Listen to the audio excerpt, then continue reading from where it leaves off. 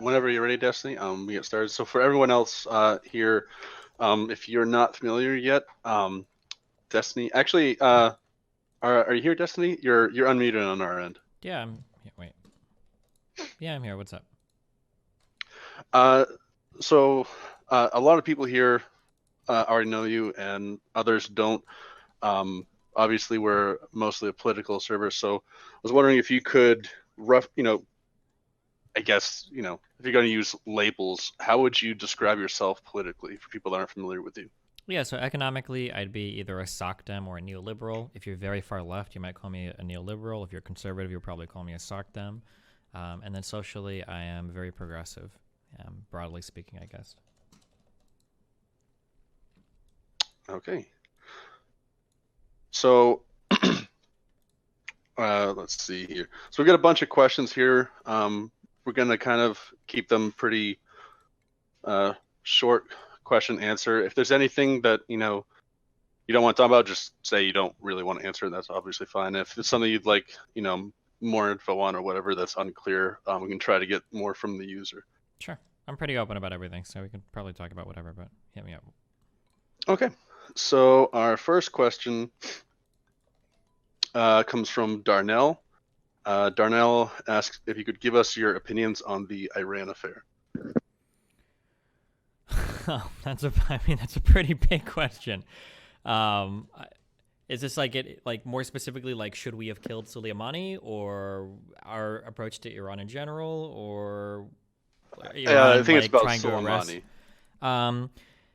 This is something that I'm still like really torn on. I don't know how this is going to play out. Like on one end, killing Soleimani seems to be pretty important. This guy represented, he was like a kingpin of like Middle Eastern politics. He was largely influential in the spread of the Quds Force and of Iranian influence throughout Syria, Iraq, Lebanon.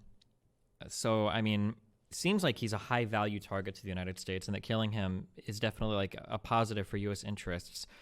I don't know if killing him in an Iraqi airport without them knowing about it was the best way to do it. I don't know if that threatens our relationship with Iraq quite a bit. And I don't know if it causes an escalation in terms of how things will play out, if that will take us down a road towards, like more attacks from either side. Things seem to be going back and forth right now, but yeah, I don't know.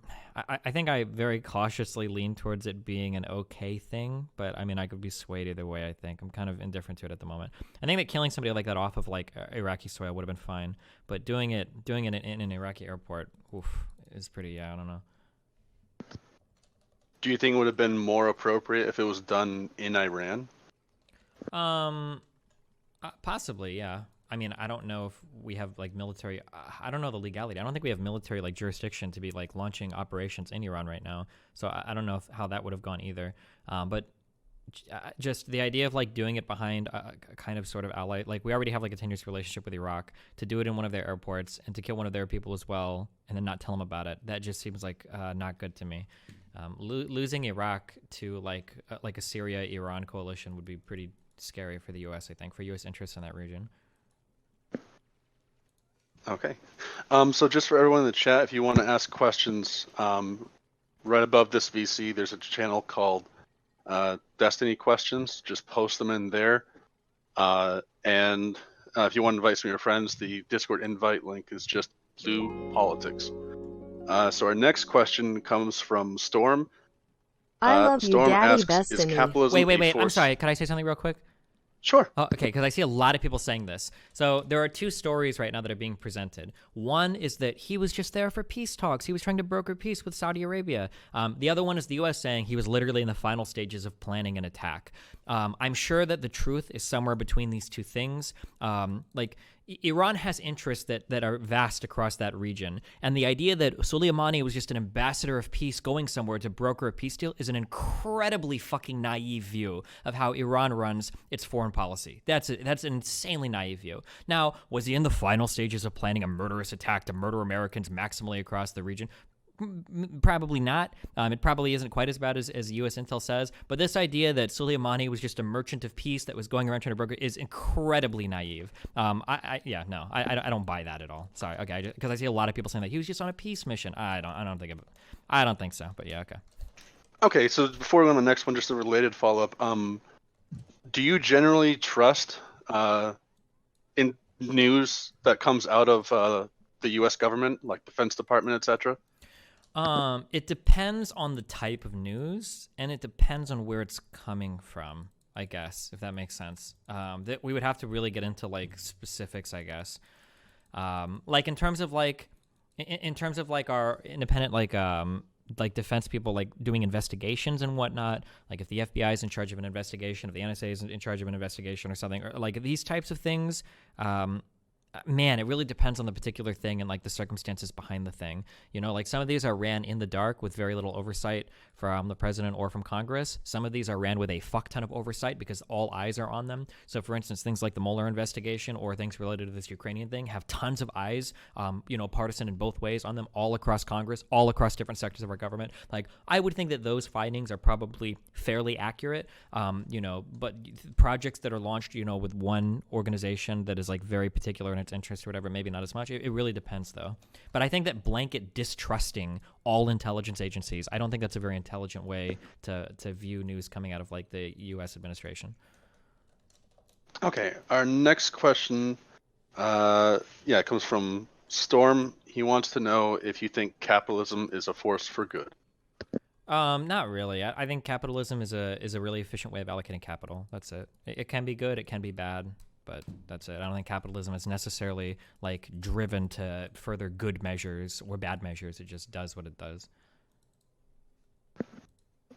All right. Our next question comes from Bird Lawyer. It's related on that. Are you here, Bird? Yeah. So recently on a stream and in one of your YouTube videos, you said that communism was totally didn't matter in the modern day world. Do you still believe that? And I also have a follow-up question after that. I was being pretty hyperbolic, so I was talking to a friend. I'm sure that there are lots of areas of academia where you can study like Marx or whatever, and it's relevant. But if you're trying to like gain an understanding of like how economies work around the world, or just gain an understanding of like economic transactions in general, then yeah, I would say that like studying communism is a total waste of your time. It's not going to give you like any insight into anything. Okay. I mean, I would say that communism has more to do with like social pressures and like social interactions. So yeah, I'd agree with you there. Well, I don't know if I would agree with that. Most of the communists that I've talked to have been pretty one-dimensional when it comes to social pressures. I like, even though a lot of communists seem to not say this, I find that a lot of them seem to fall into like class reductionism very quickly, which is very frustrating to me. As somebody that I guess I'd consider myself intersectionalist or whatever. But like I've talked to a surprising number of people that say they're not class reductionists that will then in the next breath say things like, "Oh, all of racism comes from capitalism." It's like, "Oh, okay." So yeah, I don't know how I feel about that one. Well, I do know how I feel about that. I feel like that's a really dumb way of analyzing racism. All right, so slight change here. What do you think is the best single-player game of the last decade? Oh fuck, dude, I don't know. I really liked The Witcher 3. So I would go with that. But the last decade, that's a long ass time. Yeah, I'd probably say The Witcher 3. I think. Are you sure it beats all 7 editions of Skyrim?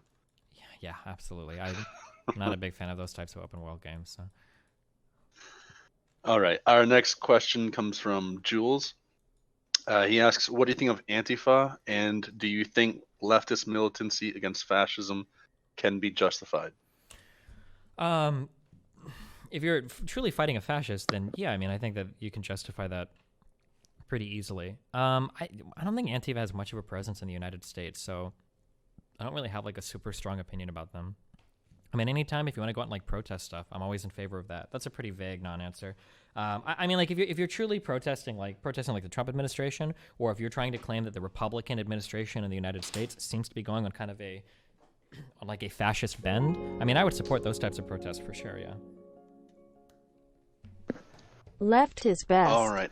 Scottish Federalist asks, do you think the union between England and Scotland will dissolve, and do you think it should? I doubt it would. I think the Scots have talked about it, especially because of their differences in their votes for Brexit.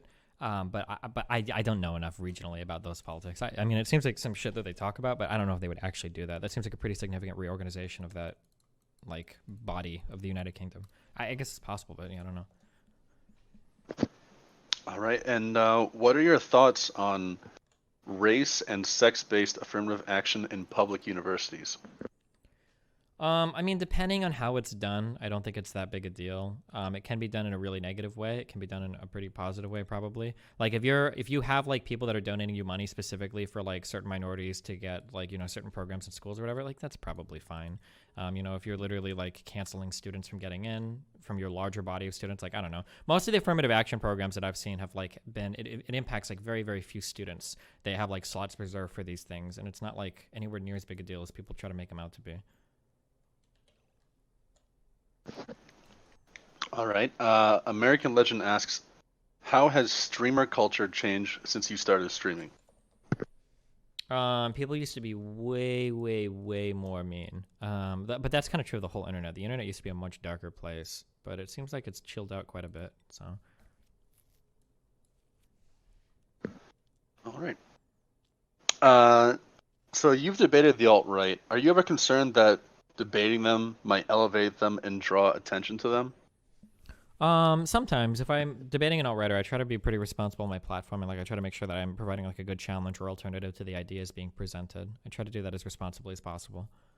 Not like, you know, like Joe Rogan, who'll just bring people on and let them talk and talk and talk and not really challenge anything they say. Okay.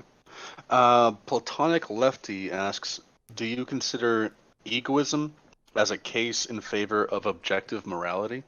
No, I don't think so, no. But, yeah.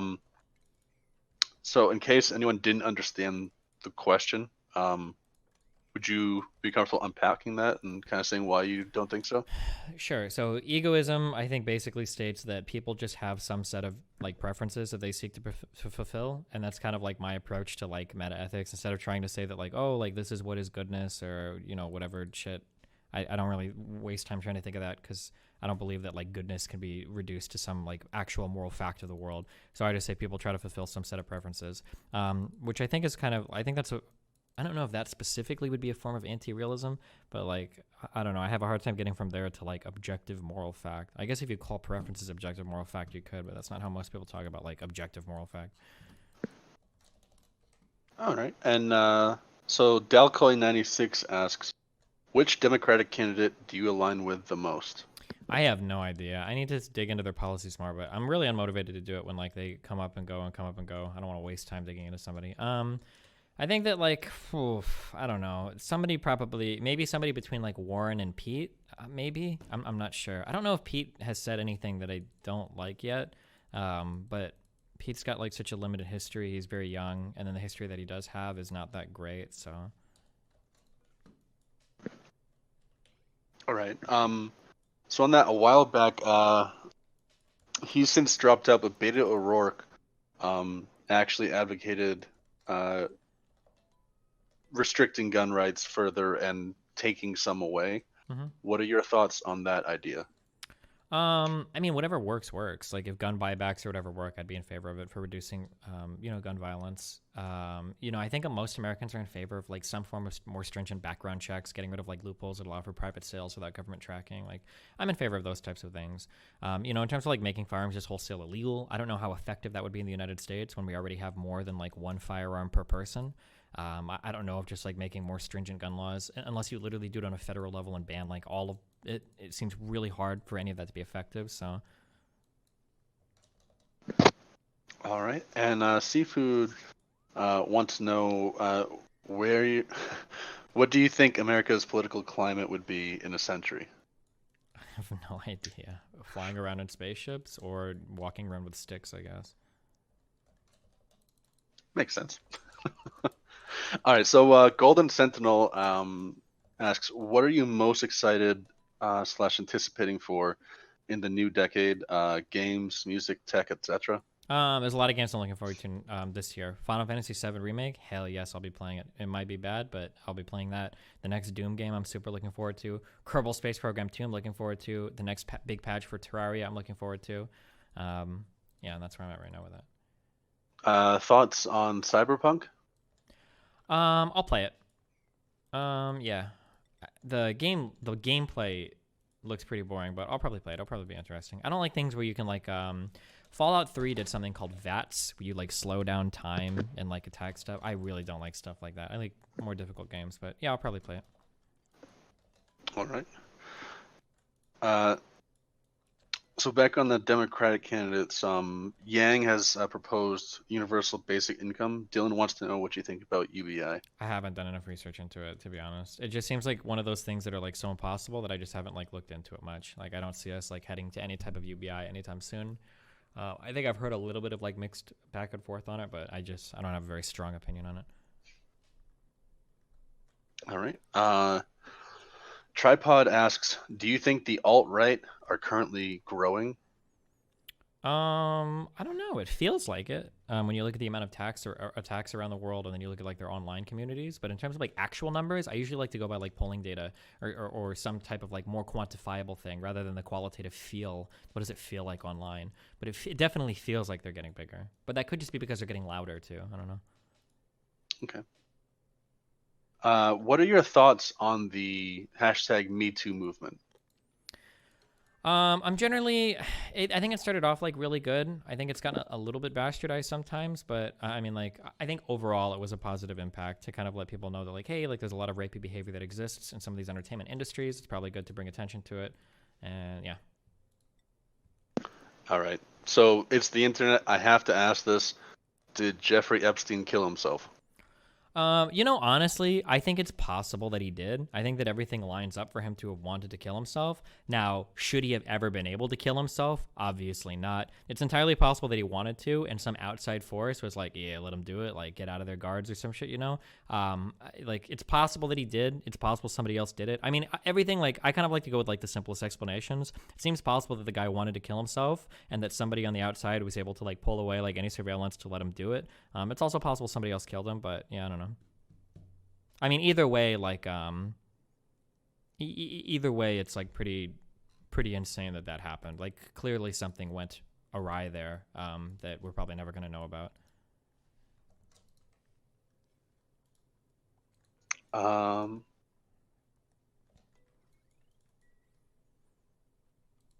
don't know where this is coming from, but Urban Youth asks, what do you find appealing about an open relationship? I like to fuck around a lot. Okay. Bird Lawyer asks, do you think you're irresponsible when you, quote, canceled Vosh? Would you be willing to talk to him on his stream, or if he gets unbanned on Twitch, your stream? Yeah, I mean, I have no problem talking to him. I like talking to him. I don't think I ever canceled him. I don't cancel people. I never do that. There was an issue that came up between him and a couple people in my Discord. I think I banned him from my Discord, and I said, like in a few months or when the dust is settled, it'll probably be okay. Like, I'm not big on like that, like permanently canceling people because we fucking hate like them forever and they're irredeemable. Like, I'm not that kind of person ever. So, I mean, like, he's not banned in my chat or anything. Like, he's been like kind of around my community for a while over the past like year. So on that, what are your general thoughts on BreadTube? I don't like socialism, and I don't like socialists, and I don't like people that call themselves socialists or do any of that shit. So I don't give a fuck about it. Do you judge people according to their political views? I mean, it depends on your political view, I guess, and then the type of judgment depends on what exactly our relationship is. Like, if you're an Uber driver and you're like a Nazi, I don't really care, I guess. But like, I probably wouldn't have a Nazi that's a friend. Yeah, I mean, like, if I just play games with somebody, I'm probably not going to hardcore like go into their political views, or if it's something that I like hook up with occasionally, or if it's just like a casual acquaintance. Obviously, the closer the friend, probably the more likely we are to align on some key political beliefs. It's hard to imagine I'd be like really close friends with a big Trump supporter. So, yeah. All right. American Legend asks, what is your favorite topic to discuss in debates? I don't know. I'm pretty open to discussing anything. Philosophy's been interesting for a while. Foreign policy is really interesting to me, like the Middle East. Yeah, it really just depends. I'm pretty open to talk about almost anything, though. I don't know if I have like a favorite topic, I guess. Okay. Are there any philosophers in particular you'd identify with? I'm too lazy to read that shit. I think from all the stuff that gets brought up, I think Hume is the guy that I probably match up the most with. So he seems like a cool dude. if I were to ever like pick up philosophy book. I bought a treatise on humanity, but I just haven't. Oh my god, that shit is so fucking dry to read. So fuck me. I just gotta ask, have you read his piece on the color blue? No, I have not. What's it about? It's literally about the color blue. It's the whole piece on just the color blue. Oh, okay. Well, It's kind of weird, but I think you'd probably appreciate it. His general idea is just that if there are different shades of it, we couldn't know, if I remember this right. interesting. He largely talks about, it's with his empiricism, but also talks about the limits of it. Okay. Let's see. Next question. American Legend asks, are there any kind of questions you're hoping we would ask? Not in particular. No, I usually just show up to these, and whatever happens, happens. Yeah. All right. What is your opinion on Israel and Palestine? I don't know. It's a really broad question. I wish they'll find peace. But yeah, but I don't know how or if or when that can possibly happen. But yeah. What do you think is the biggest barrier to peace there? I don't think I know enough about the region to really say. I mean, it sounds to me like one of those things where both sides are asking for like too many things that the other side isn't willing to like give on. But I mean, like, I don't know. I was going to do a dive into the history of that region, and like, it seemed like there have been times where Palestine was ready to come to the table and talk peace, and then Israel was like, nah, fuck you. And then there were times where Israel was ready to come to the table and talk peace, and Palestine was like, no, fuck you. So yeah, I don't know what the actual answer is. All right. Lero asks, was there any debate you regret doing? Not really. I mean, even on the ones that I quote unquote lose, I think that there's something that I learned from them. I did do a debate once where I did like a duo debate where it was me and one other person against Nick Fuentes and Sargon, and I kind of regret the way that was approached. I don't think that doing that together was a good idea. I think it gave a lot more credence to the Fuentes side of things than I wanted it to. I just actually I watched that recently. I was curious. I'm not sure how to phrase this without making it come out bad, but just whatever. Of those people on the alt right there, which one did you dislike the most? Well, so to be clear, Sargon is not an alt-righter. But in terms of who I dislike the most, that's a really hard one. I don't like Nick Fuentes because our politics like grossly misalign. But at least he's not an idiot. Sargon is so fucking mind-numbingly stupid. Holy shit. So I really don't like maybe this is my whatever speaking, but like I really value like intelligent people or people that can put together like coherent thoughts. And Sargon is not one of those people. I'm not even fully convinced Sargon can read. So yeah, I don't know. But it's really hard to pick which one I hate more. Like, I mean, probably Fuentes just on politics, but god damn, Sargon makes it really, really hard. So you would actually consider Nick Fuentes to be an intelligent person? I think that he puts together things in a logically deductive manner, that all of his points flow from one to the other, like in a pretty good way. I mean, obviously I disagree on a lot of his empirical claims, on the soundness of his conclusions, but at least he can put together a logically coherent argument. That counts as a lot for me when I debate people like Lawrence Southern and all these people that like can't even fucking like stumble their way through a logically consistent statement. All right. So we had some people join the chat. For everyone that's joined, we're talking with Destiny here. He's a Twitch streamer, and he identifies as a SOCDEM. Is that correct? Yeah, we can go with that. If you're very far left, you might call me a neoliberal or corporatist shill, though. So I don't know. It just depends on who I'm talking to. And if you guys want to ask questions, write them in Destiny Questions. It's a text channel just above this VC. If you want to ask it yourself, write VC at the beginning. If you want to invite some of your friends in here, the invite code is just Blue Politics in Discord. So our next question comes from Whiskey Renegade. He asked, do you think the American judicial system, particularly the Supreme Court, is politically biased? Yeah, of course. I mean, like, the politics of the particular jurors on the Supreme Court is pretty important to the the decisions they make, right?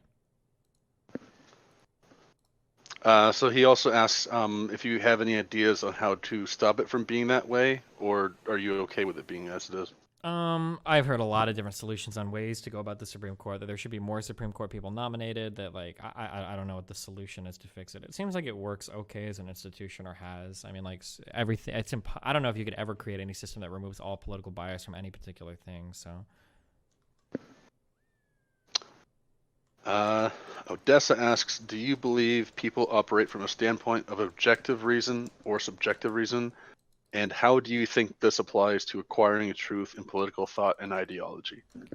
I think that most people are like really narratively driven.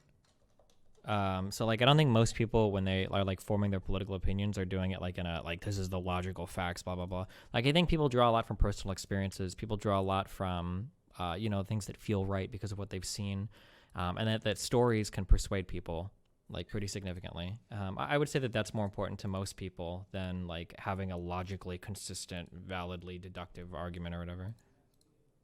That seems to be the case, at least. Okay. This next one comes from Bird Lawyer. Would you call people like Ben Shapiro Ben Shapiro or people like him a fascist, or at least a fascist sympathizer? I don't know if I would consider Ben Shapiro a fascist. He seems to be pretty big on like democracy stuff, and I think he's like pretty like anti-Trump, so. Or at least that's my impression of him. All right. So our next one comes from Mass. Mass, are you here right now? I am here right now. All right, go ahead. All right. So, being a communist and seeing you debate with other self-proclaimed communists, you seem to be caught up on the question of violence and seizing the means of production as part of the communist program. I'm curious why you see like the violence of the oppressed is unjust, and the violence of the surplus value extraction undertaken in imperialism is not being enough as a pretext for revolution. I don't consider surplus value extraction to be a violent act.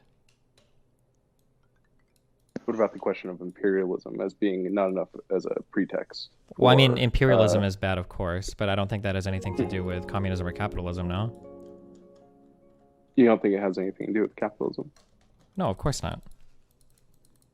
All right.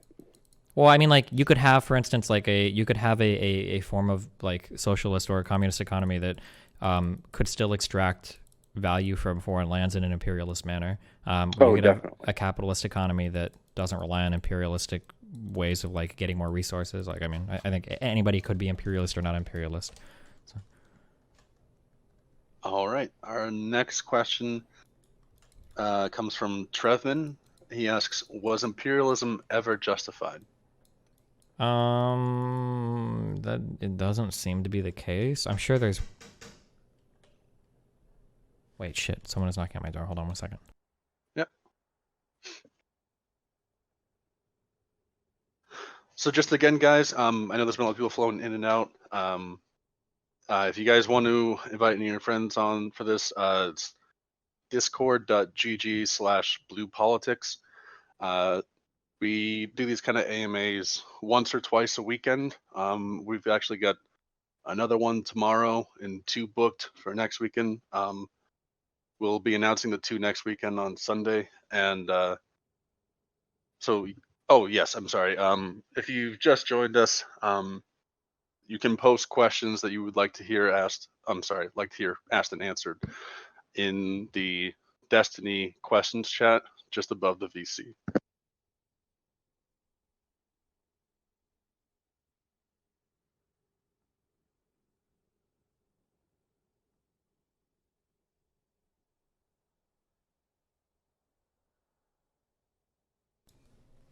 All right, sorry, I'm back. No worries. So in that time, were you able to think of any imperialism that was justified? Not off the top of my head. I guess it depends on how you define imperialism. Like, is this like all foreign intrusion, or is this just like occupying like foreign lands and taking them over? But it's probably not a good thing. I don't think, like, from a moral point of view. I'm sure some self-interested nation can do it to like further themselves, but it seems like it fucks over native populations like really hardcore. All right. Jules Myvern asks, are you a free speech absolutist? No, fuck no. All right. Okay, I think we might have touched a bit on this, but it's a slightly different one. So Mr. Aries asks, why do you think the conflict in the Middle East is not ending? What's the root cause of this problem, in your opinion? I mean, it seems like a lot of the conflict in the Middle East is driven by foreign actors that are trying to use those countries to gain leverage over other foreign actors. That seems to be the case. So, like, the United States has an allegiance kind of to Israel or Saudi Arabia and the Gulf states because we want to fuck with people like Syria or Iran that have like an allegiance to kind of like Russian interests or anti-US interests. So, I mean, as long as those foreign powers, so until either somebody wins, like until like Syria and Iran are flipped to be the US allies, or until everyone in the region is flipped to be like a Russian ally, it seems like those conflicts are probably not going to end. All right, and Java Bolt asks, why do you think the left hasn't been as successful as the right regarding the spread of ideologies? I don't know. The left sucks at talking to people that disagree with them. That's my general impression. Do you think it has been less successful in spreading ideology? I mean, considering that Trump is president and that seemed literally unfathomable in 2015, I would say that they've been less successful, yeah. Okay. So, like, how would you characterize Trump? Do you think he is a far-right candidate? Or president, rather? Yeah, I'd say he's a far-right populist, yeah. Okay. Next question comes from the NSA. Do you think America looks more towards quarterly profits than the future of the country? Do you think, who looks more towards quarterly profits in the country? Who? America. Possibly, yeah. I mean, it seems like we're very hyper-focused sometimes on our economy sometimes, and we put that priority over, like, everything else, which is probably not good. Like, the health of our communities or the ability of people to, like, make friends or the lives of our families or whatever, yeah. It's probably it's not a good thing, I don't think. Let's see. Tripod asks, do you think it's possible that the USA could lose global hegemony to China in the next few decades? It's possible, yeah, for sure. Or Russia, yeah, especially under this type of leadership, yeah. Do you think it's likely? It's really going to depend. I'm very curious how things will turn out after this next election cycle. I feel like when the world gets scared, everybody looks inward, and that causes you to cede power to other countries that are smart enough to look outward. And China is very good at looking outward and being forward-thinking. And a lot of Western countries just get scared and they want to lock up. So like the UK leaving the EU, the United States withdrawing from trade agreements or negotiations or from other allies. Like, I think that these types of behaviors are really negative for the West and really positive for China.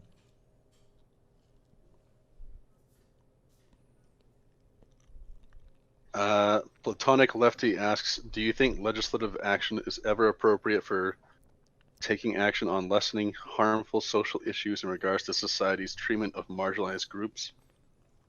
Like what? Like if we're talking legislative actions related to like affirmative action, yeah. If you're talking about legislative actions like walking in and like kicking white people out of houses, so like probably not. I mean, that's a really, yeah. But I mean, like things like protected classes and like protections for people not being discriminated against either at workplaces or in buying property is probably really important. And that's like a government thing. Okay. So just for everyone here that's writing questions, it's the Destiny questions chat. Please try to keep the questions to 1 or 2 sentences. I don't want to read out paragraphs. So, Gum asks, do you think military people are overglorified in today's culture as far as the U.S. military? I think it's probably at an appropriate level. People on the right probably do it too much. People on the left feel like a little bit too little sometimes. Maybe, I don't know. I don't really give a fuck.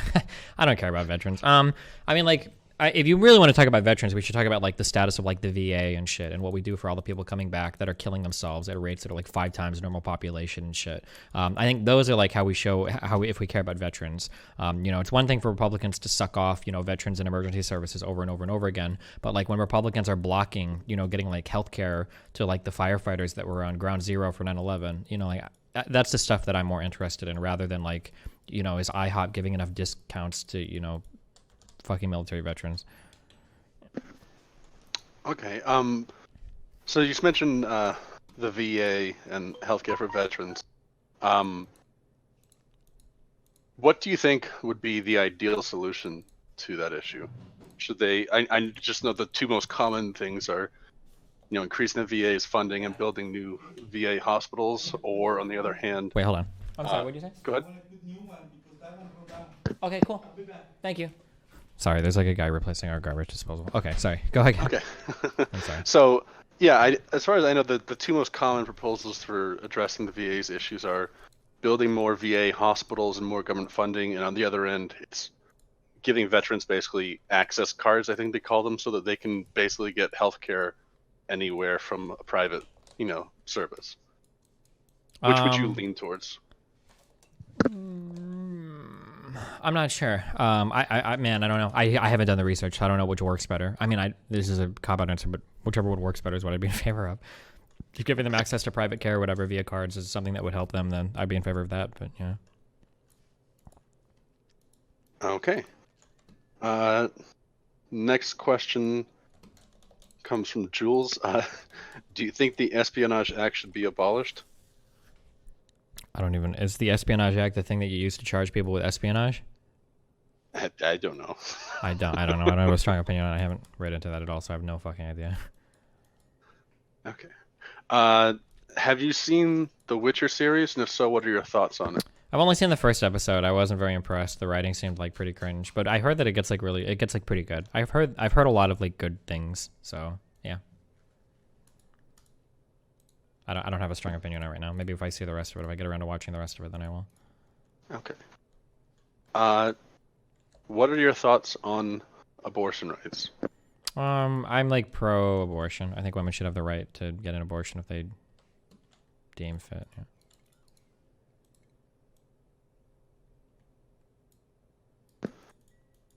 Okay, let me see. Scroll through here.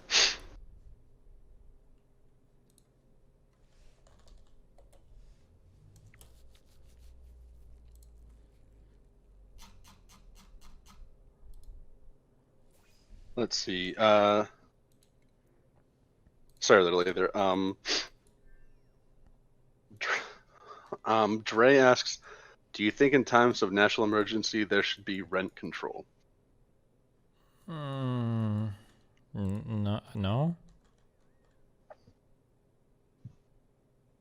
Okay. Wait, are those two things supposed to be connected? Am I missing something? I'm not sure how those are connected. Okay, sorry. Maybe I just. I'm just relaying some questions. So. Okay. Should the drinking age be lowered? To 18? It probably should be. I mean, that would bring it more in line with more European countries, where sometimes it's even lower. Yeah. Okay. And on the other hand, if I remember this right, the federal government just raised the smoking age to 21. I heard that. I haven't looked into that though. Is that actually like really like a federal law, like on the books? Like, I'm pretty sure it is. Like if that's true, that's very interesting to me. Do you think that's a good idea? I don't know, man. The age of majority is supposed to be 18. At 18, you're supposed to be able to make decisions about these things. You could sign contracts and whatnot. Like, it seems like you should be able to decide to smoke if you want to.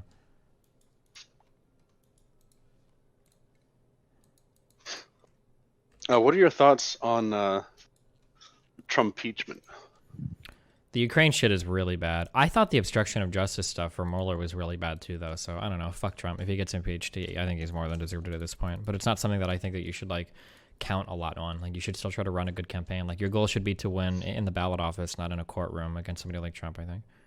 The ballot office. I get the ballot, I mean. Yeah. Is anthropogenic climate change real? And if so, what do you think is the best way to address it? It seems to be the case that it's real, yeah. The best way to address it, I mean, like, this is a very, like, you need to get multiple countries together to all pass resolutions, holding each other accountable, that do a combination of incentivizing more research into green energy, doing greater utilization of the green energy that already exists, and probably cutting, like, the aggregate energy usage of all of these countries as well. Like, this would be, like, the most monumental. This would be like Independence Day when they all launched the planes against the UFO. It would be, like, on that scale of, like, needing so much cooperation between countries to get it done. All right. Roar10 asks, where do you think video games will go in the next decade? Do you think VR will take us into a near total immersion Matrix kind of experience? It's possible. I don't have much hope for VR yet. I think maybe that that VR game, the Alexis one or whatever, that might be a really important game to see, like, if VR really needs like that one app, that one program, that one game that gets like everybody downloading it and using it. We just haven't seen that yet with VR, I think. All right.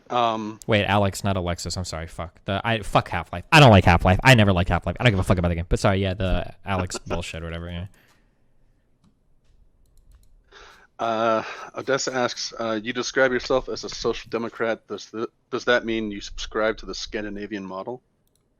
In regards to which policies, like in terms of like like having more social health care, and having greater like safety nets for your society and everything, then yeah, probably, yeah. But in aspects of like things like rent control, probably not.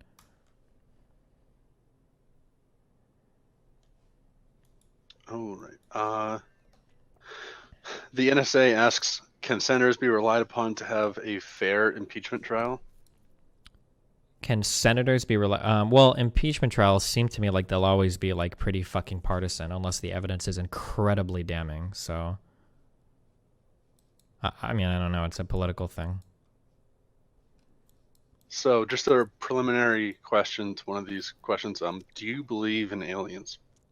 No.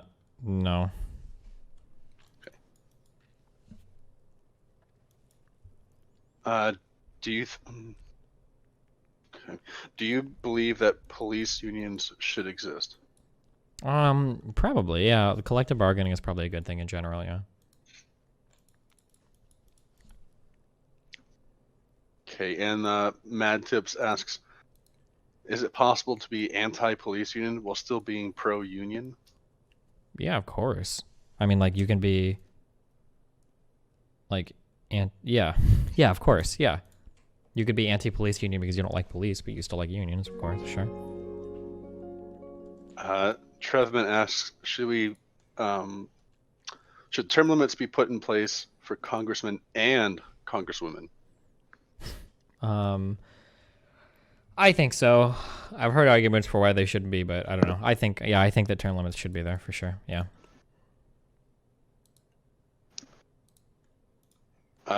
What do you think the chances are of the Democrats beating Trump in 2020? I think it's fucking 50-50 right now. I think anything could happen. Okay. Whiskey Renegade asks, should America be cutting military spending? I mean, if it was putting that money towards other things, maybe. I don't know what an America cutting for like military spending. I don't know what that looks like. What does that mean? Like, what is our new place in the world? Like, what are we cutting that spending? Like, in what ways? Like, what exactly are we cutting? I don't know. It would depend on what that looks like. Okay. Iron asks, do you think the existence of billionaires represents a failure with the way our society is set up? No, I don't think there's anything wrong with the existence of billionaires. I do think there's something wrong when we have homeless people in our country. I think that's fucking insane. Those homeless people are incredibly fucking lazy.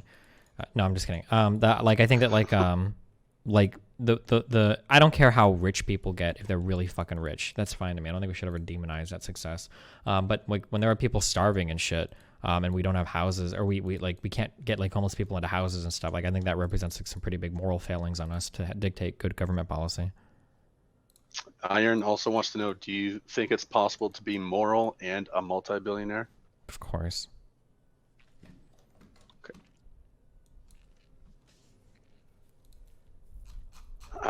Sergeant Jellybelly wants to know what your position is on normalizing relations with Cuba.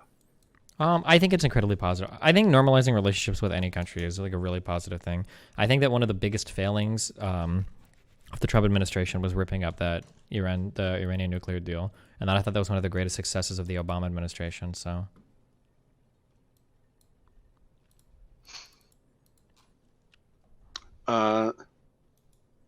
So a few people are asking, what are your thoughts on people using the N-word and cancel culture regarding that, such as, Papa John's and whatnot? We got into it. This is a big meme on my stream. I think as a public figure, I think you should be really careful about the types of jokes you tell, and the types of humor that you engage in. And I think you should try to be as aware as possible of the impact that might have on people, especially other people listening. But in terms of like in your personal life, what you do, I don't really care as much. I mean, don't be racist. Waffle Boy asks, why do you not like Half-Life? What the hell is wrong with you? I just never really got into it much. Some people really, really liked Half-Life, and I just never really cared too much. Waffle Boy also wants to know, why don't you believe in aliens?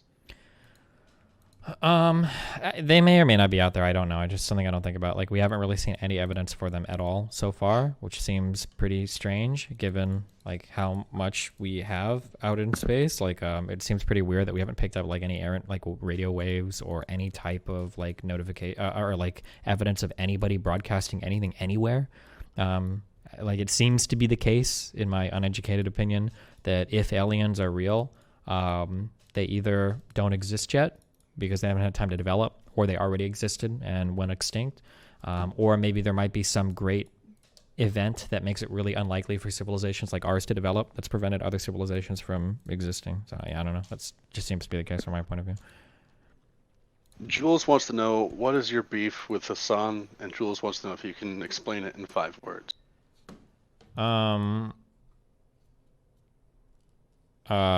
In 5 words, I think I have intellectual integrity. Oh. Wait. Okay.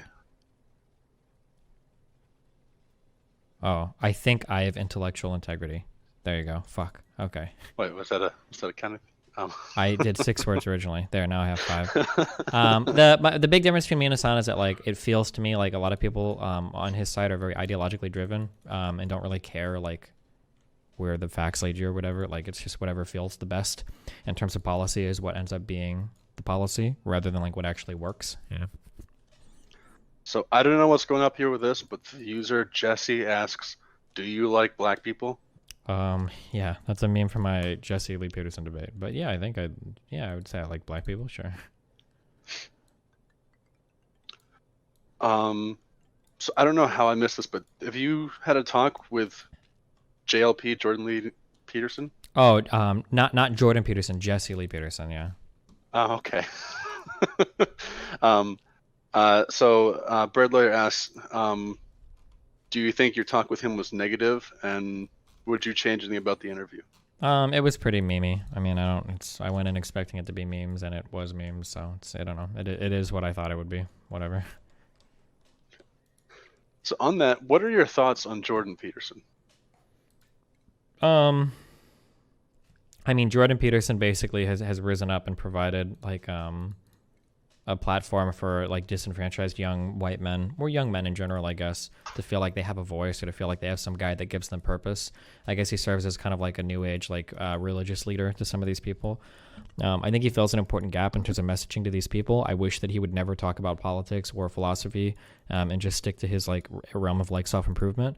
But yeah, I don't know. Overall, I mean, he fills a void that is pretty necessary, but I wish that it wasn't him filling it. Do you think Jordan Peterson is religious?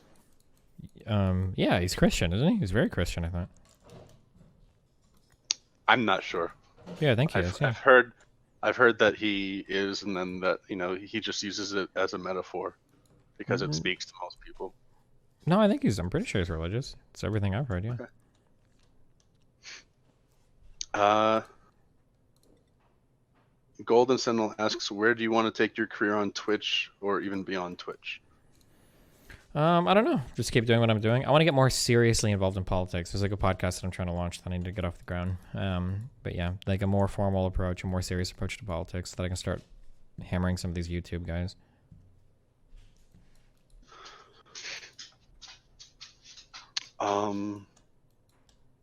So I'm not sure how this connects, but I'll just read off whatever this user wrote. Snappy says, Jordan Peterson is called Nazism an atheist doctrine.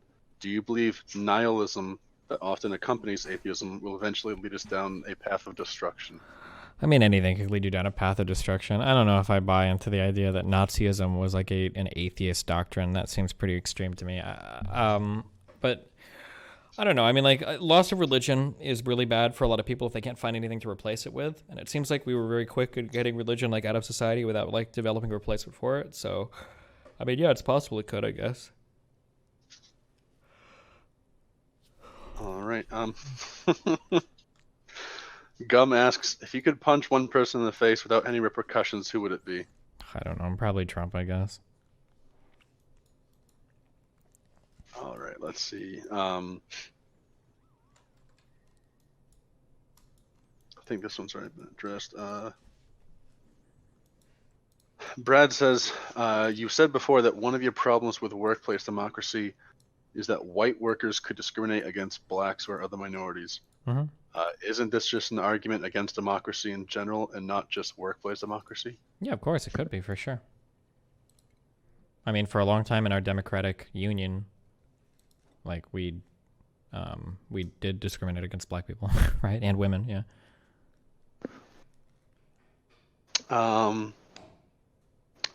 Bab DF asks, what's your plan to debate more people on the right, such as Steven Crowder? What's my opinion about... Wait, say that again?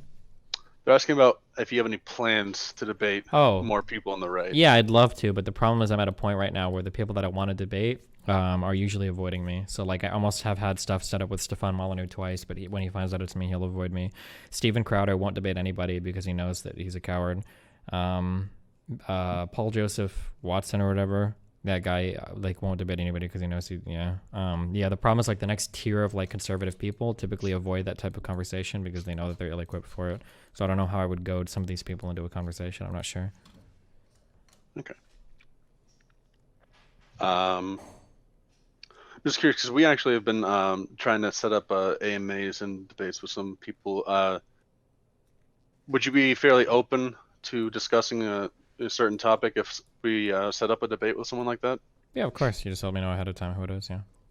Okay. Let's see.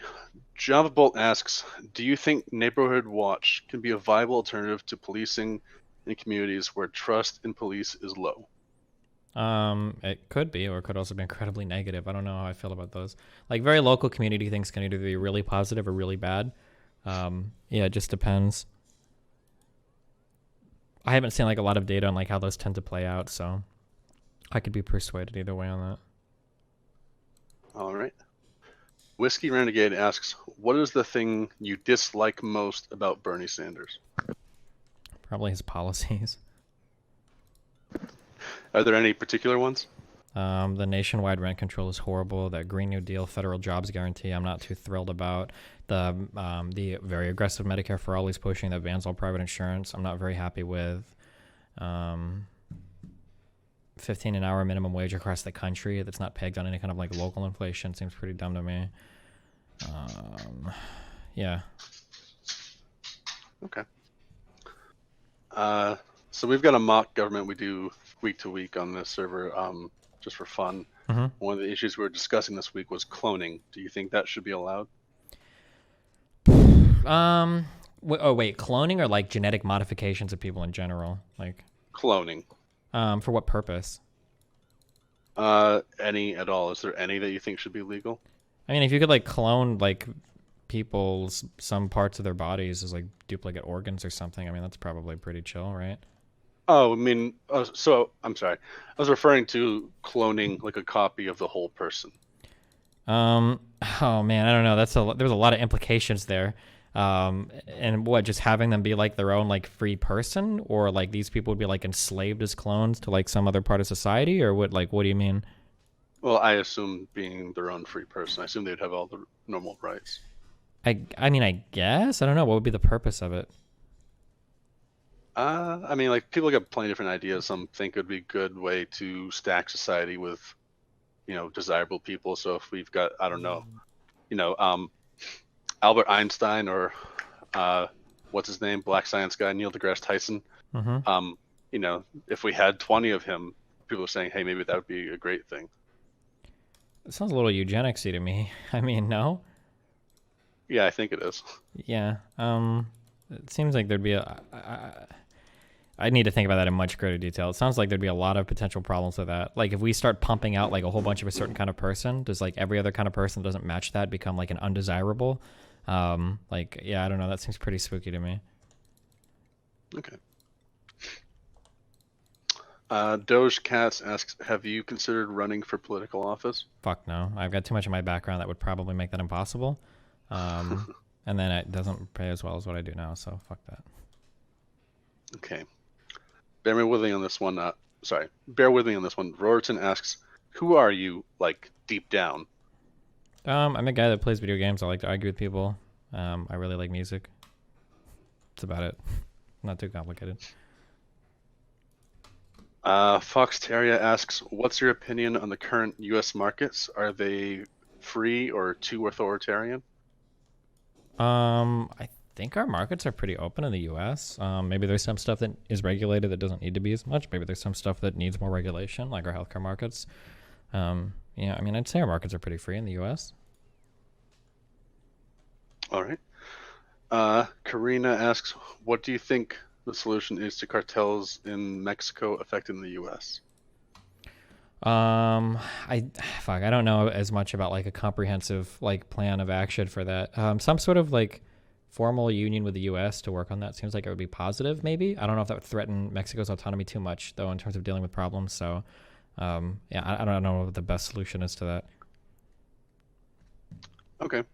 The war on drugs in the United States should probably be fucking canceled. That'd be one thing. That's something I'm really big on. There's so much bad outcomes from the war on drugs in the U.S. So that'd be my first start on a lot of different things, is getting rid of that atrocious fucking war on drugs. So do you think it should be canceled or scaled back? Canceled. Everything about the war on drugs is just beyond fucking stupid. The way that we stigmatize drug use, the way that we punish drug use, like everything about it is just really stupid. So what about drugs that are associated with violence, like I think it's bath salts. For some reason, I always hear it pronounced bat salts. I think all drugs should be legalized, and then we should work from there. I don't know, like if you do violent actions against somebody, then you punish somebody for it. But it's the goddamn United States of America. If you want to take some crazy fucking drugs, that's your God-given American right to do it. So would you extend this, like, just trying to make sure we're clear on this, like, do you mean everything? Like, if people want to use, steroids at their own use, or human growth hormones, or yeah, sure, Ritalin, whatever? I think that, yeah. I mean, I don't see it, like, if we legalize heroin, I don't see, like, everybody running out to just, like, start doing heroin. So, yeah, I mean, yeah, fuck it. I think legalize it and see what happens. Okay. Wavy asks, would you kill a puppy for $1 million? Yeah, of course.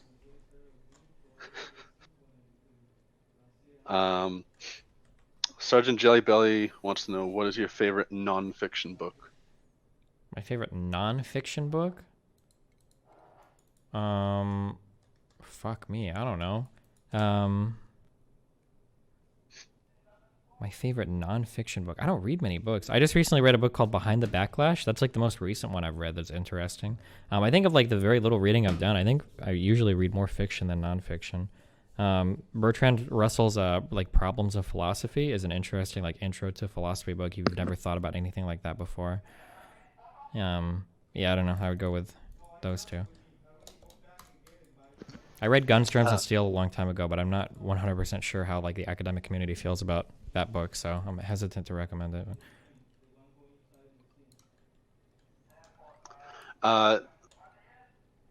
What are your thoughts on Star Wars and the Disneyfication of it? I don't care that much about Star Wars. Wikipedia books. I mean, I think that like the last 3 movies and the prequel 3 movies were all pretty bad, but it doesn't keep me up at night.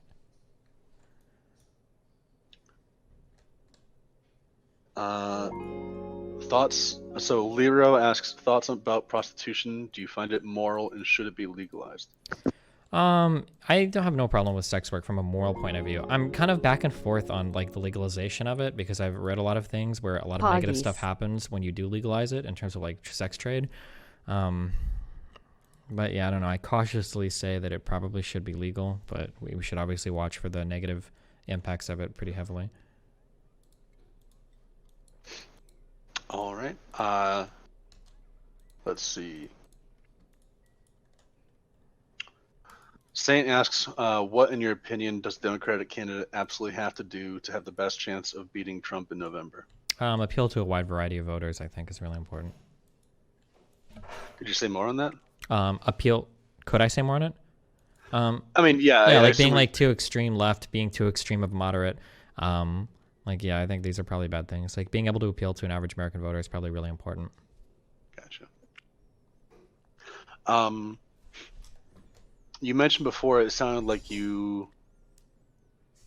I mean, you said you're not sure, who would be your favorite candidate, but it sounded like you were leaning towards Pete Buttigieg. Is that right? I guess Peter Warren. I don't know. I'm not like huge on any candidate right now. I just haven't done the background homework yet on their policies, so it's hard for me to say. Do you think America is ready for a gay president? Probably not, but we'd probably be more okay with a gay president before a woman, so. Okay. All right. So you probably had this one before, but Iron asks, if we recognize that animals can Love experience you, suffering, buddy. Get on that gym and also that grind. reduction of suffering is generally good, and if in modern society we can comfortably live without the use of animal products, then how can you justify not being vegan without claiming that your sensual pleasure is worth more than animal life? I'd reject the premise that the reduction of all suffering is a good.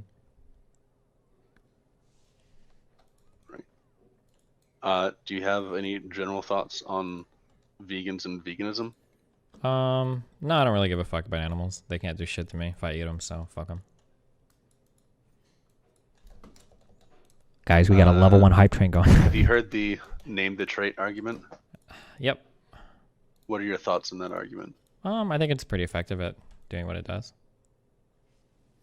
But I wholesale reject like caring about animals because I don't think they can do anything to humans if we eat them. So I'll eat animals because I don't care. I don't think that the reduction of suffering of all sentient life, I don't think that's a compelling argument. There's no reason to advocate for that position. Okay. American Legend asks, for the people unfamiliar with you, can you explain what omniliberalism is and what it aims to accomplish? So omniliberalism is a fucking joke name that I came up with. I don't know if some people take this seriously or not. But basically, like, I like the idea of, I'm like a social democrat, I was like SOCDEM, but it seems like sometimes a lot of SOCDEMs bend a little bit too far to the left or just outright reject like empirical analysis of like certain like economic safety or like certain like welfare safety nets. So like a lot of SOCDEMs will be like super pro like rent control, and I think that's really dumb. So I joke sometimes like, oh, I'm an omniliberal, like, yeah, but it's like that was like a joke meme. I don't know if people take that seriously or not. Like I would say I'm probably a SOCDEM. I am still shook about your alien take. All right. Jules asks, since you don't like taking hypotheticals, utopian world look like? Since I don't like taking hypotheticals, what does a utopian world look like? That's the question Jules wrote. I mean, a utopian world is probably one where everybody's like basic needs are met, where people can pursue like different types of work and do things that make them happy. And yeah, I guess, yeah. Like Hype. Where your whole hierarchy of needs are all met and people are free to like do things and not spend all day working and suffering for, you know, like just to survive. The goodest of all worlds. Yeah. Okay. Expression asks, well, two questions here. If you were president, how would you deal with North Korea, and do you think reunification of the Korean Peninsula is possible? Fuck, why are we asked to solve foreign affairs? Holy shit.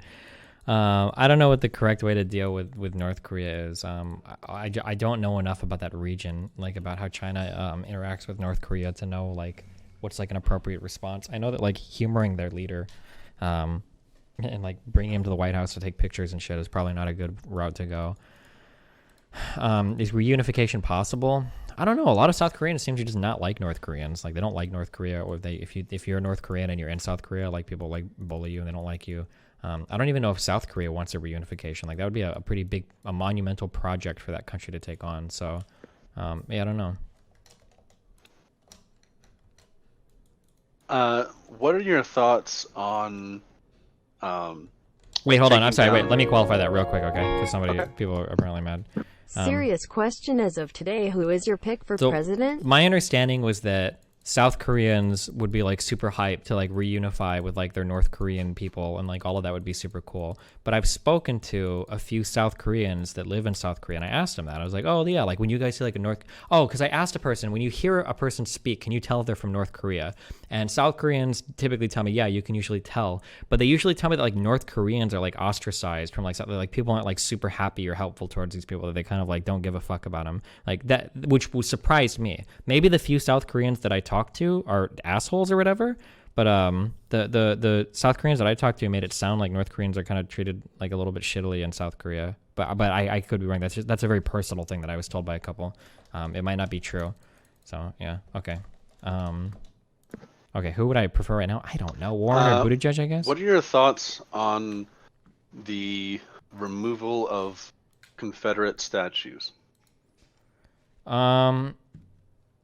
It's probably good. Fuck it. Get rid of that shit. I don't give a fuck.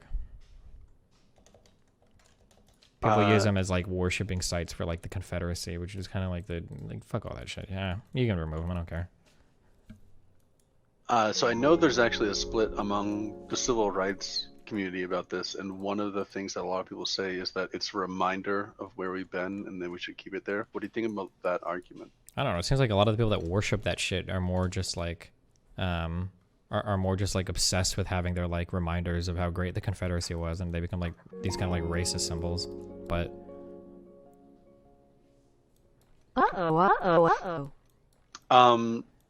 do you think fascism and or Nazism is on the rise in America? like my earlier answer, I would say that seems to be the case. If we go by like number of extremist attacks and everything, in terms of like the actual like populations of these people, are they rising? I don't know 100%, but it feels that way.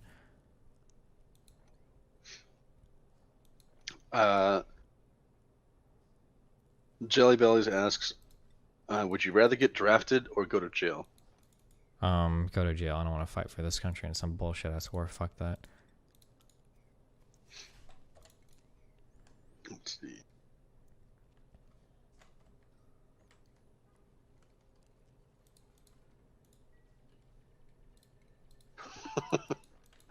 The donkey asks, what is the lowest you would take to kill a puppy with your bare hands? With my bare hands? I do it for 100,000, sure. Lower than that, I don't know. I'd have to think about it, I guess. Okay. Sounds pretty fucking weird. I'm not sure. Java Bolt asks, what are your thoughts regarding piracy in the music industry, and do you think it can be positive for artists? Hey, hold on. Hi. Yeah. Steven. Oh, okay, cool. Yeah, no problem. Do you need anything? Do you need anything? Okay, cool. All right, sorry. Can it be positive? Yeah, I mean, the whole exposure meme or whatever probably does help some artists in terms of like getting their stuff recognized.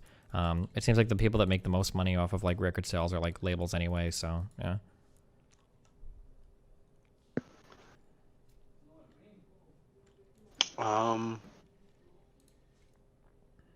I think we sort of touched this, but a user's asking, are you a fan of Peterson? Am I a fan of Jordan Peterson? Not really, no. I think his self-help stuff is okay, but his politics and philosophy are really bad. What are your thoughts on his have you read the 12 Rules for Life? Fuck no. I watched a lot of his self-help videos, though. Stuff that he posts on YouTube. Okay. What are your thoughts on assisted suicide? It's probably okay. People should be allowed to make that choice for themselves if they want to. I think it's pretty wrong for us to stand between people that feel like it's time to make that decision. Okay. Are you familiar with anarcho-capitalism, and if so, what are your thoughts on it?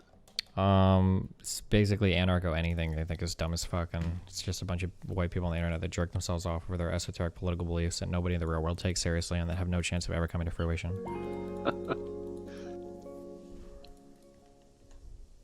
Sometimes my toe hurts. Then I step on it and it stops. If we were in a simulation like in the Matrix, would there be any way to know it? No.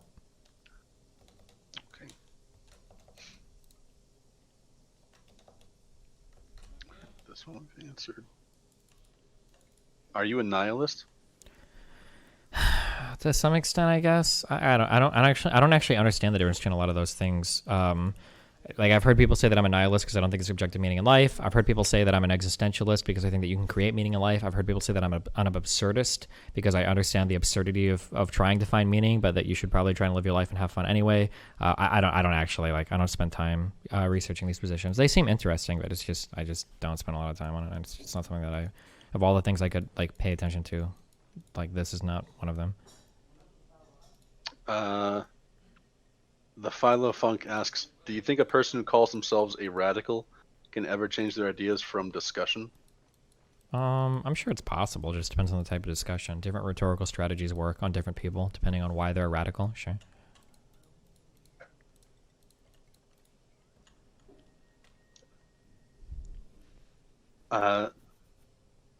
So for you, when you engage these debates, usually there's two different ways people approach them. It's just fun, it's entertainment, and some people think they're trying to, comment on the truth, and some people think they're trying to change other people's opinions. Do you lean towards a certain one of these ways? Yeah, in the past, I was basically just trying to show how stupid some of the ideas were of some of the people that I was talking to. Going forward, I'm trying to be more constructive in my arguments, trying to build positive cases for people to agree with, rather than just deconstructing, I guess, like, debate adversaries. All right.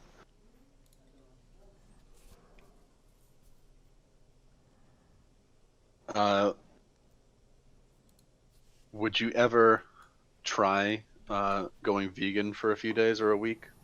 I mean, for a few days, I'm sure I could do it. I try to, like, go out to vegan restaurants when I can. There are a couple around LA that I like. And then I drink Soylent sometimes. I replace, like, my breakfast usually with, like, Soylent, which is a vegan meal. So, yeah.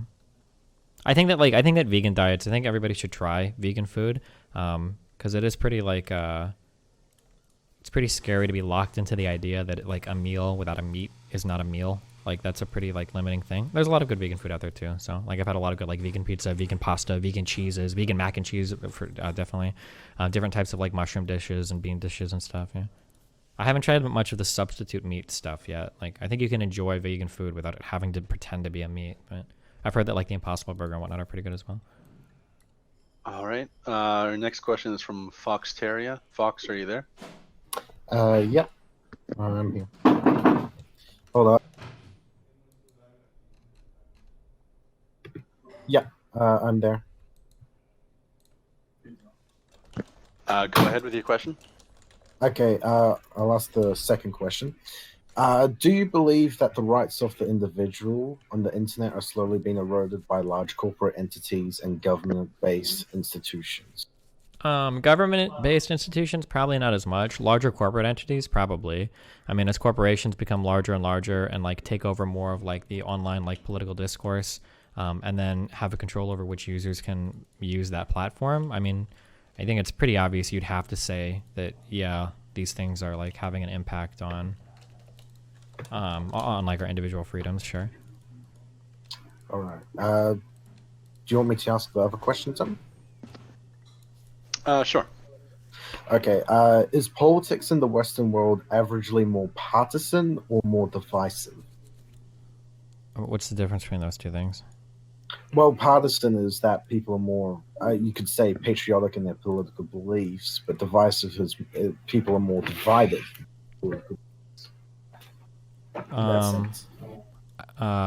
Is it more? I don't know how I would compare those two on, like, the same, like, paradigm. Like, I mean, I would argue that politics in the West seems to be very divided and very partisan, but it feels like those two things play into each other quite a bit.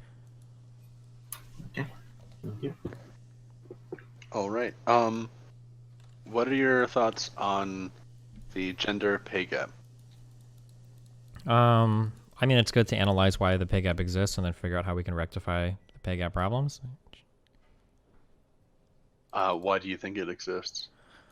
That's a really complicated sociological question. It seems like women choose different careers than men do, and so the question is, why do women choose those careers? I mean, some of it is probably due to like biological differences between men and women. Maybe women gravitate towards some things, maybe men gravitate towards others. Some of it is certainly due to different types of cultural pressure that push women towards different types of jobs that men aren't pushed towards.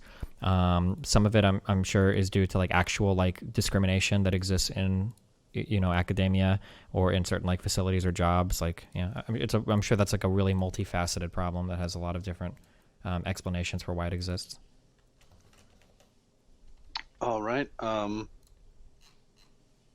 can't say this user's name. Pixel something something asks, by saying you don't believe in aliens, do you mean the conspiracy theories or the existence of other living beings in the whole universe? I don't really consider the existence of other living beings. It seems like if they're out there, they're either too far away for us to ever contact, or they're hiding from us and we'll never see them unless they decide to reveal themselves to us. So, I mean, I'm sure in the infiniteness of the universe out there somewhere, I'm sure there probably something exists, but it seems like it's out of the bounds of what we're ever capable of accessing.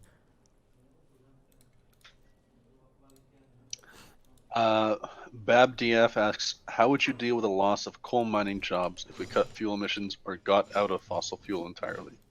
I don't know. I'm not really too concerned about saving jobs, though, when it comes to climate change. I think that's a bad route to take. Protecting fossil fuel jobs at the expense of having like a habitable planet seems like a pretty silly priority list.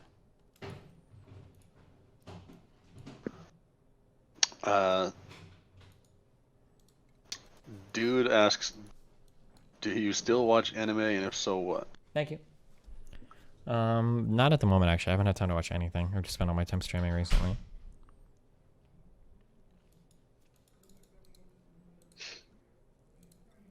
Let's see here.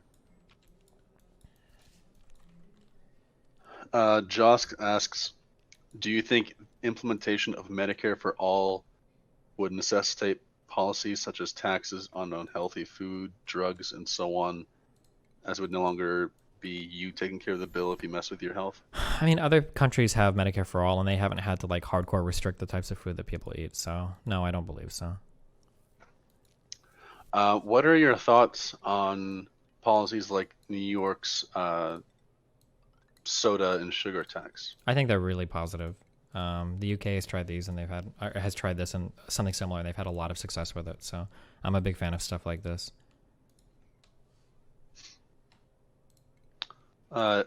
George Katz asks, do you think Trump has left a bad scar on the Republican Party? I don't know. We'll find out next election cycle. Well, actually not this one. If Trump loses this one, then we'll find out the next election cycle. It'll be interesting to see what the next tier of Republican candidates look like, to see if they're all going to be like these Trump sycophants, or if they'll actually be like normal Republicans again, I guess. We'll see. Oh, this is really specific. Rorton asks, have you read Federalist 10? Which one is that? Probably not. I read a couple. I read through a couple of these for a Fuentes debate, but I don't remember which ones. I could not tell you which one that is. Okay, then no, probably not. So now, for myself, I'm curious. Have you read any of the Anti-Federalist papers? Nope. Oh. I suggest reading those. The Federalist papers were integral in forming the Constitution, but the Anti-Federalist papers were integral in forming the Bill of Rights. Mm-hmm. Let's see here. Jules asks, are you a utilitarian? Yeah. Ark asks, Ark says, I hear people say that politics is more polarized today. Do you believe that politics is more polarized and partisan than in the past, and if so, why? So my guess is it feels like politics is more polarized now because we have online communities that we can more easily separate ourselves into, that do a really good job at radicalizing us, because there's large corporations that are making a lot of money, like keeping you watching certain types of videos or keeping you viewing certain types of content.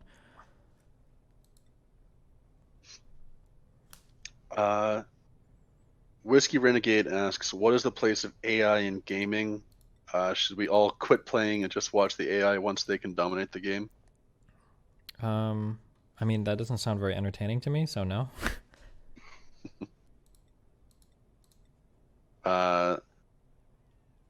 Question mark asks, let's see here. Are sexual preferences based on race inherently racist? Why or why not? I think generally they probably are. It's possible that you can just prefer the way that certain types of people look. I'm sure that's entirely possible. But it's also more likely that when people are saying this, like, I would never date X race of person, then there's probably some racist thing that's playing into that. Okay. Southwest asks, would you say the Industrial Revolution and its consequences have been a disaster for the human race? I mean, I guess that really depends on how you define progress. Like in terms of like technology, no. In terms of like how we relate to each other, maybe. In terms of like the environment, definitely. Yeah.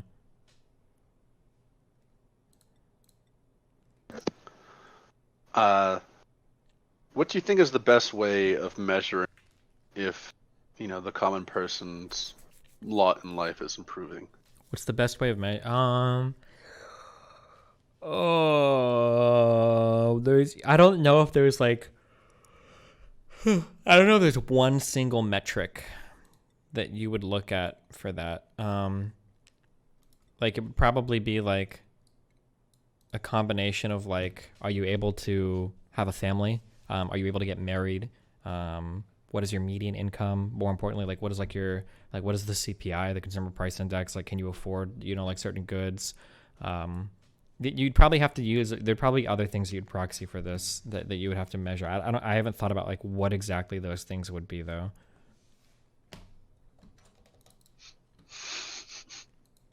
What? Doge Cats ask, how much money would I have to pay so you would stop playing League? Listen, man, I like my League of Legends.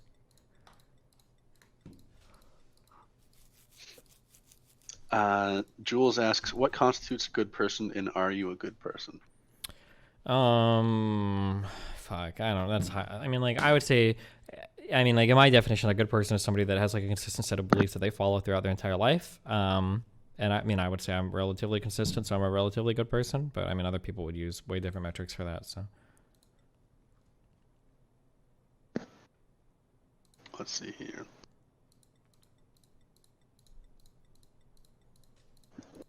American Legend asks, would there be circumstances where if you got drafted, you'd be willing to fight? For example, if you were drafted to fight the Nazis in World War II, knowing the atrocities taking place, would you have gone? If I didn't have a kid, maybe, sure. Or if it was like an invasion of like my country, I'd fight for that. Hell yeah. All right. If you were moving to another state and, family and friends, social connections weren't at issue, what state would you choose to move to? I really like California and I really like Washington. Those are like my two favorite states. And then I like Texas and Florida because there are no taxes there, so. What do you like about California and Washington? California because I know a ton of people here. There's a lot of opportunity here for me. California's a pretty beautiful state. And then Washington because I love the Pacific Northwest. I think it's like one of the most beautiful regions of the world I've ever been in.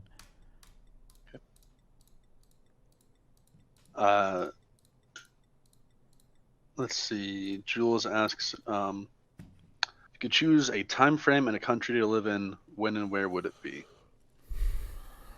A time frame and a country? Probably today in the United States. I don't know. I really like. I really like. I mean, the access to technology that I have, the job that I'm working right now, I literally could never do at any other point in human history. I like the access that I have to the rest of the world, both physically through travel and then intellectually through like the internet, like that I can see and interact with. Like, yeah. All right. So for those of you guys joining, coming in and out, we're having a Q&A with Destiny here. Right above this VC, you can post questions in Destiny questions chat. And if you want to invite your friends, it's discord.gg/bluepolitics. So our next question, let's see. If I have any tier 4s in chat, do you speak think now, big and I'll tech name a companies sub are after you. modern day monopolies that should be broken up by the government? I feel like the tech companies got too large somehow. Disney's probably too like Google and Facebook like probably have too much control over like our online media. Disney's probably too large. Some of the ISPs should probably be broken down a little bit. Yeah.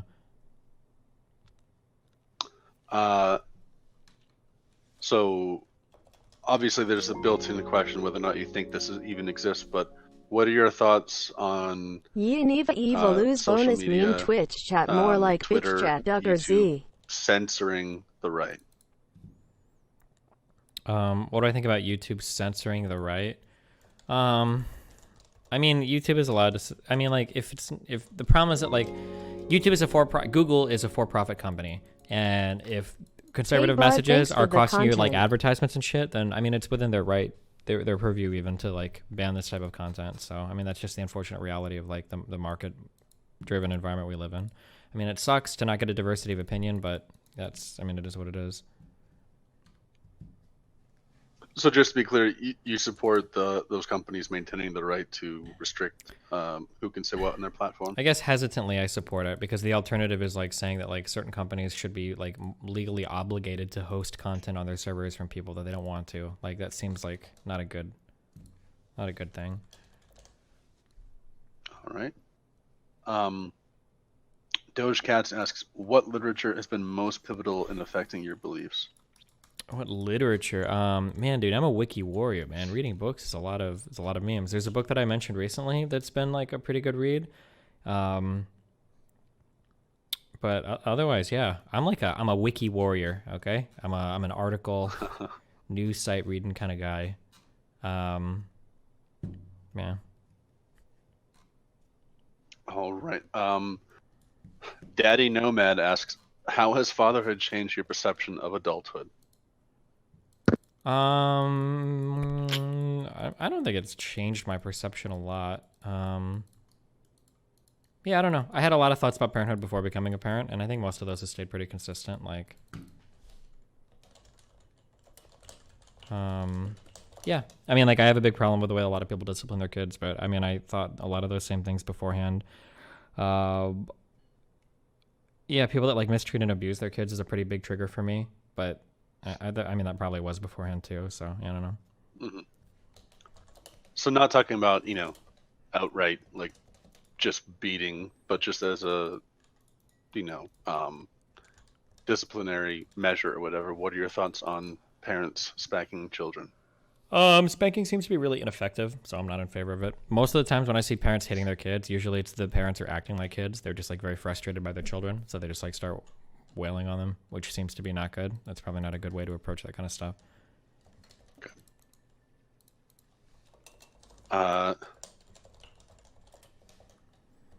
I don't think we asked this yet. We might have. Condimenting asks, can you list the top 5 political issues that are most important to you personally? Healthcare is a big one right now. Immigration is a big one. Foreign policy, especially in regards to the Middle East, is a big one. Major portions of California will be the new Rust Belt. I would say climate change is a really big one right political collapse.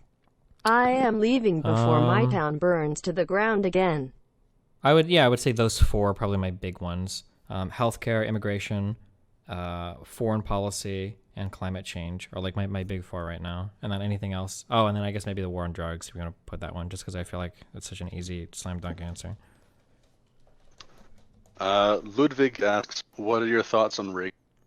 On rape? Close. Reaganomics. Oh, on Reaganomics. What the fuck does Reaganomics even refer to? I hear that as a thing sometimes. Is that like is that where the trickle down shit started? It's a term for supply side economics. Basically, you reduce taxation for those producing goods is the idea. Yeah, fuck that shit.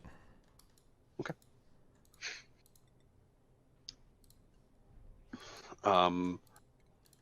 Bab asks, have you looked into the Bob Lazar story? No, what happened to him? I have no clue. Sorry. Good luck for Bob Lazar. I can Sure. extrapolate on that. He's one of the original Area 51 conspiracy theorists. Why? What did he die or something to aliens, or what happened? No, he's still alive, but he was the first one that came out and made Area 51, like, put it on the map.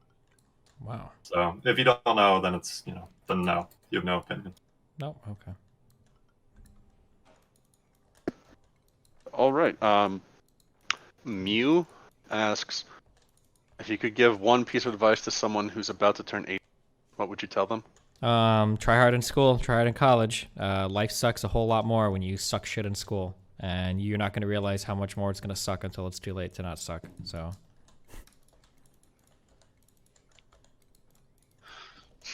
Not Karkin asks, once and for all, is Trainwrecks a sexist? Fuck, man. He says some things that are pretty fucking hard to defend. He probably is a little bit, yeah. All right, so you said a bit about this, but Philofunk wants to know what your thoughts are on Joe Rogan's podcast. I think Joe Rogan is a pretty cool dude. I feel like he's pretty irresponsible in the people that he platforms. Hey, sometimes. buddy, is campaign funding not a big issue to you anymore? Like, it feels to me like he brings on some people and he doesn't really challenge them adequately sometimes, which really bothers me. Mm-hmm. So we have touched on this tangentially, but what are your thoughts on deplatforming and cancel culture? I think cancel culture is stupid as fuck. I think deplatforming oftentimes is stupid as fuck. I mean, sometimes it could be positive, like in the case of like Milo Yiannopoulos, but I don't think people that do all that shit really give a fuck much about the issues. It feels like they're more just like hyped up to have like some people on the internet that they can shit on. That's what it feels like, at least. The NSA wants to know, is astronomy important to study, and what's your sign? I think astronomy is really important, probably, because it gets us to space. I'm assuming he meant to say astrology, because he's asking what my sign is. I'm a Sagittarius. I don't know how much that matters, but... Sorry, that's my fuck up. I threw that in for a joke, thinking it was astrology. So, let's see here. Sergeant Jellybelly asks, thoughts on... I don't know if you're aware of this. I don't know what this term is, but infant industry argument for protectionism. Oh, I know what that is. Sorry. The infant industry argument for protectionism. There is probably some validity to that like fledgling economies can protect certain industries so they have a chance to get off the ground. I don't know what industries need to be protected or what specific like economies should be looking to that type of protection. But yeah, I mean, I'm sure there's some legitimate argument there, sure. Doge Cats asks, is Scientology a cult? Yeah, almost certainly it seems to be, right? Is that like up for debate? Yeah. Ark says, I was speaking with an acquaintance and they recently told me actually, sorry, Ark, we're not gonna do that one. Wait, hold on, well now I'm really curious. What's it about? It's Jewish banker bullshit, so. Oh, fuck. We're not doing that. Oh, okay. Jules asks, should the UN have more power? Should the UN have more power? I would like the United States, before it pursues things internationally, to have an international coalition behind them. I think that would be good. So in that sense, the UN having like a little bit more power, it feels like it would be a good thing as well. So I'll hesitantly say yeah, sure.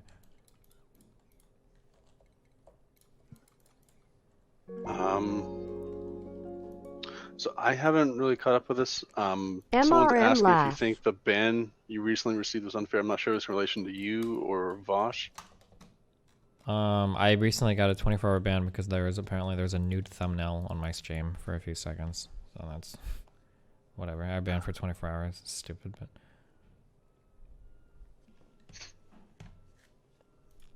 All right, let's see.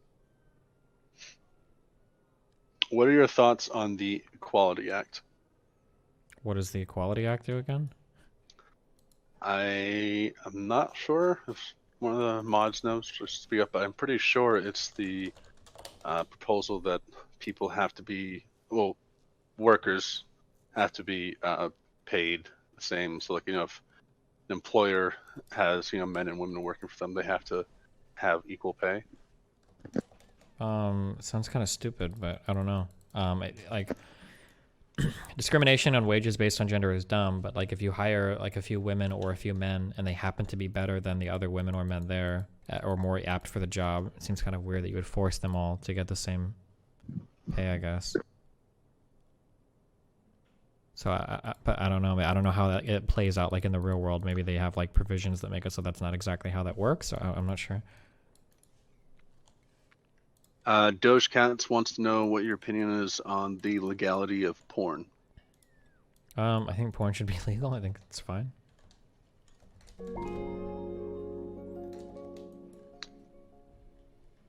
Destiny. Do you know who Mr. Mouton is? Yeah, it's one of my friends. Okay. Not Bullet Train asks, is Mr. Mouton your best friend? He's a pretty close friend, yeah. All right, let's see here. Pixel wants to know what your thoughts are on furries. I don't think I have strong thoughts on furries. I'm not a furry myself, but if people want to like enjoy furrydom, like that's on them, then knock themselves out, I guess.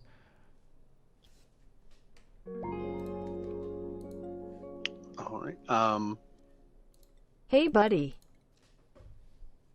Iron says that less than half of the U.S. trusts mass media, according to recent Gallup polls.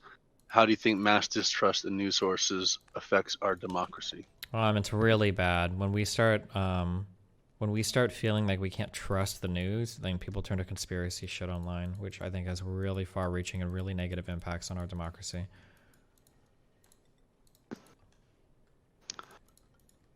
Healable Hades asks, should we be okay with banning AI at a certain point? Should we be okay with banning AI at some point? Yeah, would you be okay with it? I guess at some point, like if it's like killing us, yeah. But otherwise, I mean, AI is incredibly helpful for a large number of applications, so probably not right now.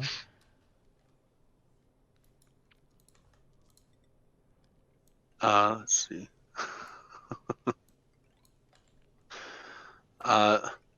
Rorton asks, what's a topic you could deliver an unprepared rant about for a minute straight?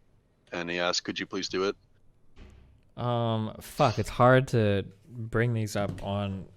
I don't know, I ran about all sorts of shit on my stream. Oh, if you play League of Legends, if you're a Riven or a Yasuo player, you're a literal subhuman fuck. They literally make these champions for people to play the game that wouldn't be able to play the game otherwise. Like, there was probably like a crew of people that like couldn't click on their mouses right or couldn't use their keyboards that really wanted to enjoy League of Legends with all of their older, more mature, more intellectual friends, and they weren't able to do it. So they put champions like Yasuo and Riven in the game for these people. You can tell because the people that play these champions usually have like the emotional maturity of like an 8-year-old, as you'd expect. The champions oftentimes play like very easy. I'm pretty sure they even released like a league thing where they like showed that like these are the people that get banned the most, and they're like fucking Riven players who's like rank fucking 1. Fuck all of those types of people, okay? Get them the fuck out of here. If Hitler came back and he wanted to kill Riven and Yasuo players instead of Jewish people, I might give it a, you know, in a video game. I'm just kidding, Twitch, I love you. But yeah, there we go. That's the best I got.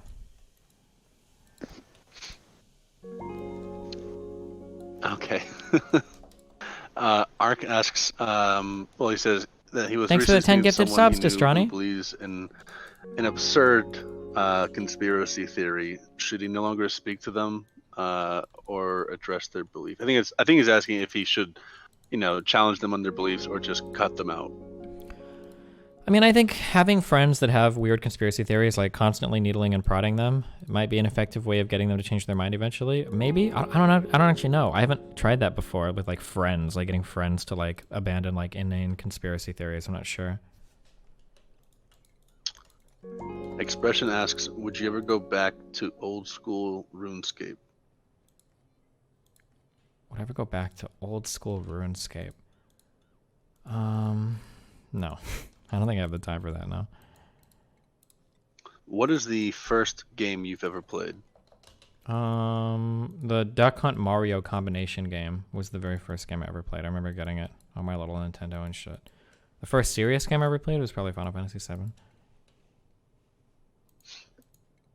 Okay. So I'm gonna spell this because I don't play League, and I think you guys are all fucking dweebs for doing it. But Waffle Boy Coney says I am a TAHM space KENCH main. Mm-hmm. What does that mean about me as a person? What is it? So to be a Tom Kench main, what does it mean about you? You probably like to troll a lot. It's not enough for you to fail at life, but you need to make other people around you fail. You probably eat your teammates and throw them into dumb fuck situations a lot, I'm sure. You have a lot of regen. You got a big shield that you can like use to like regen HP, so you probably don't like to take responsibility for your decisions very much. You probably don't like to make like big decisions. That's why your kit is like very simple, except for your ult. You probably only ever use that to run away from fights, though, never to engage them. And when you are engaging them, it's when you eat a teammate to go and throw him into the enemy team. That's what I'd say about Tahm Kench players. I hate League of Legends, by the way. You should be a fortune teller. Thanks, Jeez, I try. that's so accurate. Let's see. I'm just kidding, Wolf Boy. I love you, man.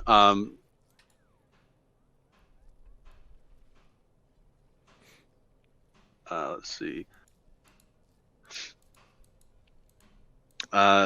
Nova Sun asks if you've reached out to debate or discuss trans issues with ContraPoints at any point.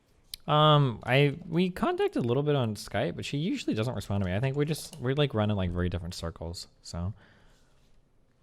Okay. Bab asks if we should spend massive amounts of money on creating a more accessible public transport. I think so. One of the saddest things to me, dude, every fucking European country I go to, the fucking public transport is unbelievable. It's like, it's an unreal experience as an American to like, there are so many countries I've been to where I can get anywhere I need to on public transit. In London, it's unbelievably amazing. In Poland, in Warsaw, it was unreal. In Germany, it's so fucking cool. Yeah, I don't know. I think that'd be cool to have in the US, but.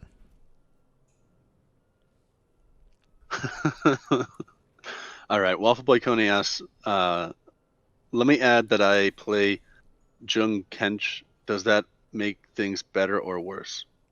Somebody said they played Tahm Kench. What? Jung or Young, Jung? Oh, Jungle Kench. What's the person's name? Waffle Boy Coney. Yeah, I don't even know. This is beyond analysis at this point. I don't know what the fuck to say to that guy. I'm so sorry. Let's see. Arx asks, can you elaborate more on why deficit spending is not a bad thing? On why deficit spending is not this sounds like a MMT question in disguise. Deficit spending is not always I don't know. This is like fucking hardcore monetary policy. Where are the macroecon people? They can answer this. Deficit spending is Have a tier 3. I generally love you. not good. I think that the argument is that like if you're just like doing a fuck ton of deficit spending, that eventually it can cause inflation to happen in the economy, which can have downstream negative effects on your economy, on your job markets and your consumer markets. So I mean like that's probably why generally deficit spending is bad. But I mean like as long as those negative impacts aren't happening, then you're probably okay. Like.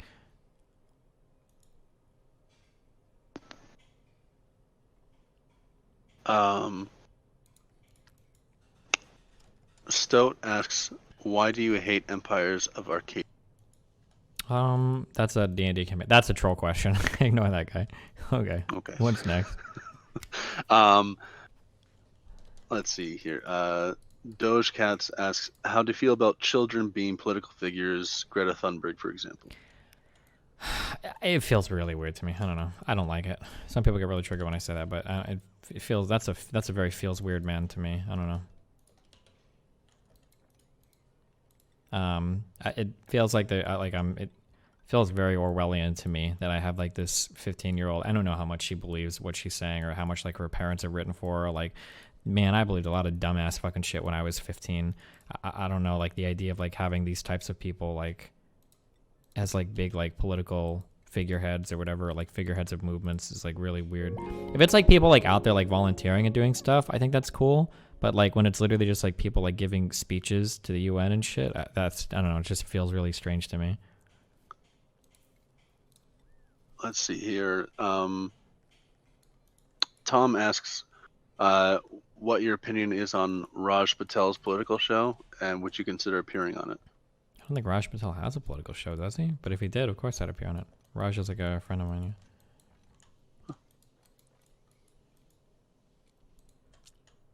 Ark asks, when should the barrier between federal government and the states come into play? For example, would reducing light pollution at the federal level be wrong? light pollution at the federal level. Yeah, so light pollution, as in like like light from like street lights and stuff. Yeah, I don't know if that's something that the federal government needs to get involved. I don't know if that's like such a huge deal that like we need like a huge thing for this right now or whatever. Like, is that like a big problem, like light pollution? I don't think so.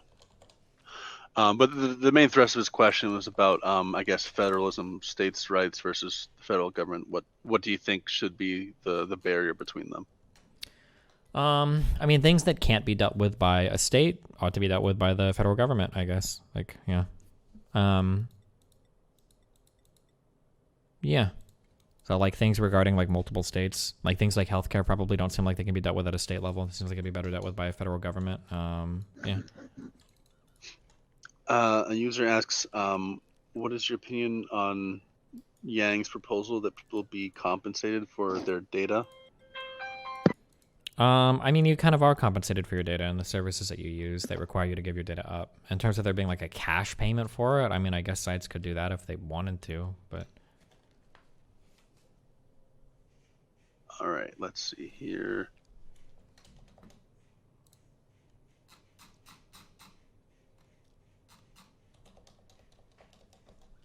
Okay, we've already covered that. Let's see.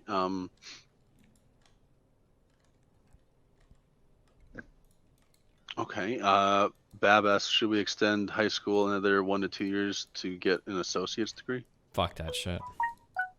If people want to go to college for an associate's degree, they can, but like keeping kids locked in school for another 2 years, you should have the choice to do that, I think.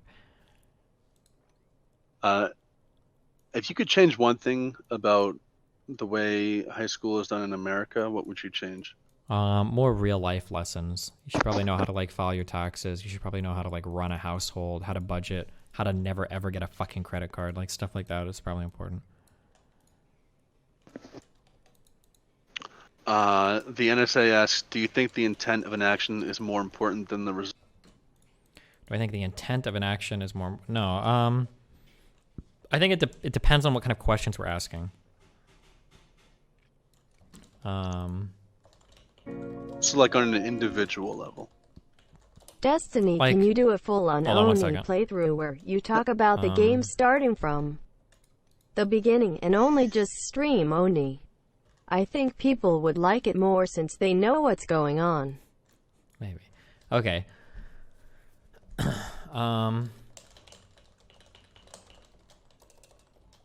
So like intention matters when you're trying to figure out like how to change somebody's mind. It's like why you do something. It's important to understand why you do something if I don't want to make you stop doing it. But in terms of understanding the impacts on other people, intent doesn't really matter that much. Like whether you intend to do something that's harmful or not, like it still has a negative impact on people. Yeah. Wallander asks, who's your favorite league champion and why is it Shaco? It's not Shago ever, never. That would never be true. Dogecast asks, why don't you like credit cards? I think credit cards are predatory loaning. I don't think they should exist. I think the only way credit cards work is based on people not knowing how like credit works or interest works. You're basically abusing people's like inability to understand like finance. Mm-hmm. Toastmaster asks, what has been your worst social experience among streamers? My word, I don't know. Yo. Probably the stuff that happened over New Year's, but I mean, like, you can go to my YouTube channel if you want to see a summary of all that shit. But I don't know. For the most part, most of my experience with streamers is generally okay. So I don't know what this means, but Ace asks, how do you feel about people who say Twitch emotes in real life? It's whatever. It's a meme. I don't know. I don't have a strong opinion about it. ISNT building credit important. Also, hi Katie watching the stream. Azusa asks, what should you look for in your sources to make sure they're reliable? Reliable sources. Fuck, man. It would depend on the issue. I think just reading a large amount of information and then like kind of absorbing a lot of it. After a while, you should develop like intuitively like a sense of like what's reliable or what's kind of bullshit. I would hope. Right. So like, you know, after a while, you should be able to just trust, oh, it's from Fox, so I can believe it.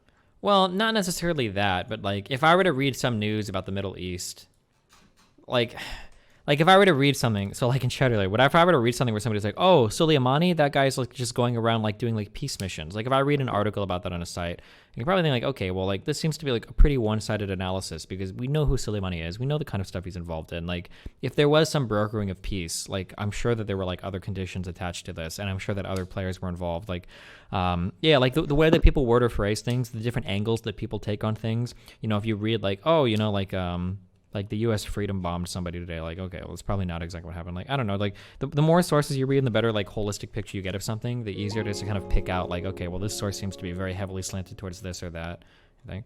Play new games. Are there any major American news outlets? You cut off. Are there any major American news outlets that what? That you categorically distrust? Fox News. I don't like it. I think this is a fairly new thing. Have you heard about American One News or something like that? Nope. Anything with America in the thing sounds like some right-wing ultranationalist propaganda bullshit, though. It might not be, though. That's just what it feels to me. Why? What is it? I don't know if it's ultranationalist, but I think you got the rest right. Oh, okay. Yeah, I don't know. Sarib asked, do you trust CNN for news? I think CNN typically tries to do a good job. CNN, like the left-leaning publication, I think do a good job. Like the New York Times, Washington Post, CNN, I think do an okay job. And then for like articles, I think like The Atlantic seems to do a really good job. I've read a really good like New Yorker pieces. Vox sometimes. Slate seems to do a pretty good job. Mother Jones seems to do a pretty good job. Yeah, this is just like off the top of my head, yeah.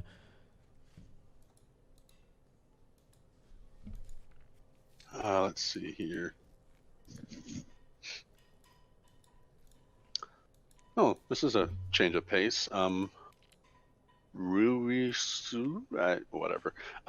This user asks, do you have any general dating advice? Also, do you think it's unreasonable or unwise to want a partner who's into geeky stuff?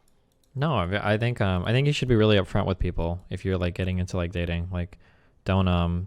Some people, especially some geek people, think that you need to like hide your interests from a partner. That seems really fucking stupid to me. That seems like a really good way to guarantee that you end up in a relationship that makes you fucking miserable. What are your general thoughts on dating apps? I don't know. It feels like I think that people get a little too obsessed. I think we have a big problem in society today where we're like obsessed over having perfect control over every single aspect of our life.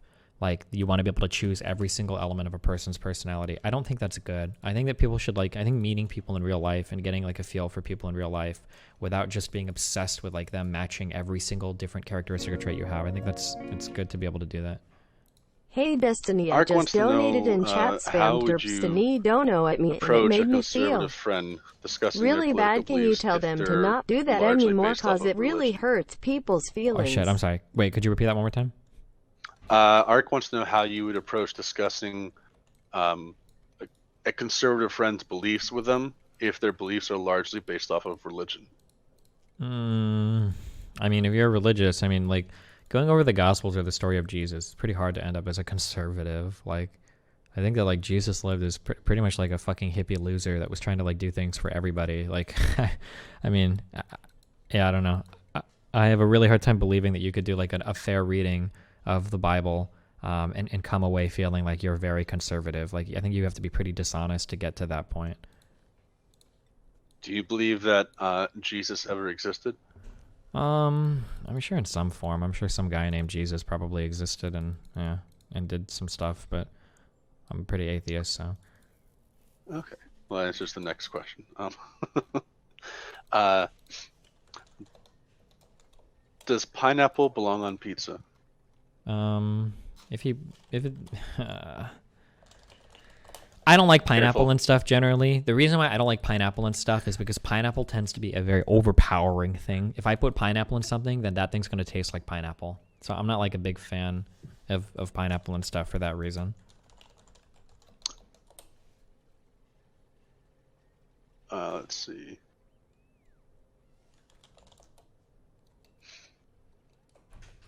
Oh, this is going to be fun. What are your thoughts on incest? I take like a neutral position. towards it. I don't make any big judgments about it. As long as everybody's like a consenting adult, then I don't care. No thanks, I'm okay. Thank you.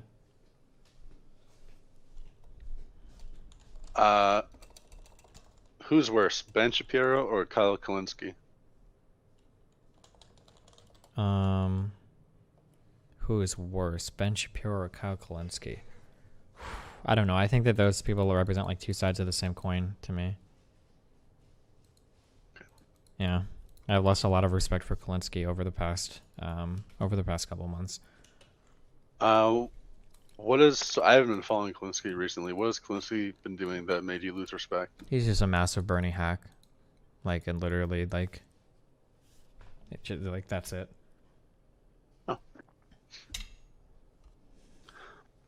So for anyone that's joined recently, we're talking with Destiny. You can post questions in Destiny questions above this VC. And if you want to invite your friends, it's discord.gg/bluepolitics. Dogecats asks, should children not be allowed on the internet? They probably can be with supervision. Okay. What are your thoughts on the rating system for video games? Like, which rating system? What do you mean? You know, teen, mature, etc. I think it does an okay-ish job at letting parents know like what they're getting into, I guess. I mean, it's obviously not that specific, but so you have a child now. You know, M is supposed to be 17 plus. Would you allow your child to play an M-rated game before they're 17? Yeah, personally, I don't care. My barometer for that is like, as long as my kid like isn't having nightmares. Like, so he was playing a lot of those fucking horror games for a little bit, like the Five Nights at Freddy's, and he started to have nightmares about him. Like at that point, then it's like, okay, hold on, like take a step back. We're not gonna do this. But as long as I feel like he's engaging with it in a respectful manner, and it's not like, and he doesn't have like any antisocial activities occurring. So like my kid's never hit another kid or done anything like that. As long as that stuff's not happening, then I'm usually okay with letting him explore whatever he's comfortable with. And then as long as he's comfortable talking to me about it, yeah.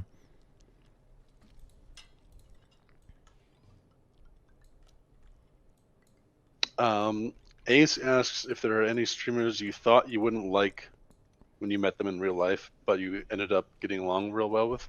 I don't know. I get along with most people in real life, I think. There was a streamer named Estfan that I didn't really like much online, and then I got along with him pretty well in real life. I think it's really important to see people in real life. I've said this a lot. I advocate for this a lot on stream. I might get more particular with it in the future, but like meeting people in real life is a really important thing. They're like online interaction is not a replacement for a real life interaction. What are your thoughts on Boogie? I think he fence sits really hard. I think he victimizes himself really hard. I don't like him very much.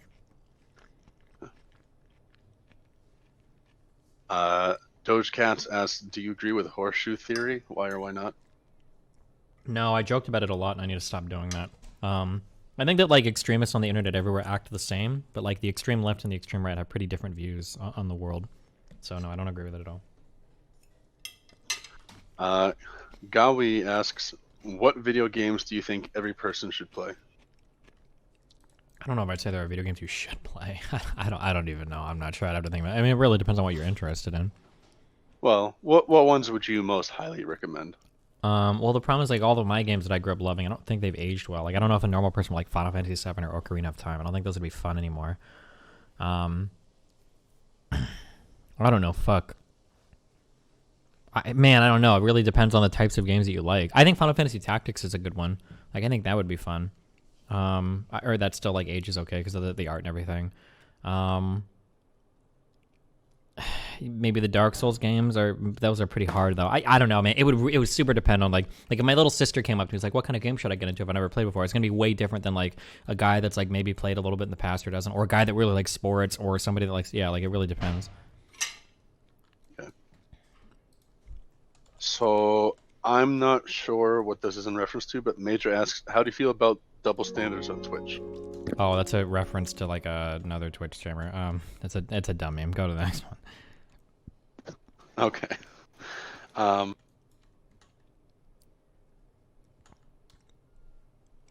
American Legend asks, after taking shrooms, have you noticed any permanent changes in your behavior? Do you view the world differently? No, I don't think so. What are your thoughts on marijuana use? I know you think it should be legal, but do you think it's good for an individual to do? I think that if you have to smoke like every single day to function, I think that's really bad. I've had really bad experience. Like I think the people that do that are oftentimes kind of lost. I don't think that's good. Recreationally, I think it's fine. I smoke every now and then when I think it's fun or whatever, but yeah. I mean, like any behavior can be bad if you're using it like as an escape from your real life problems and you're getting like addicted to it, such that like if you don't do this on a daily basis, you're gonna feel like some big like emotional despair or something. So you like debating people on the right, alt-right or right, either way. Have there been any times that they made an argument that actually changed your mind? On the alt-right, no, I don't think so. About just on the right generally? I think I'm more chill on like, I've changed my view of American foreign policy quite a bit. I used to be like a very strict anti-interventionalist, like at all costs, and I think that's a pretty naive view of the world to have now. I also think our democracy works a lot better than I give it credit for. And the reality is that people just vote like dumb fucks most of the time. I don't think it's always like large corporate lobby, donor influence, and blah, blah, blah, blah, blah. I think there's just a lot of dumb people that vote.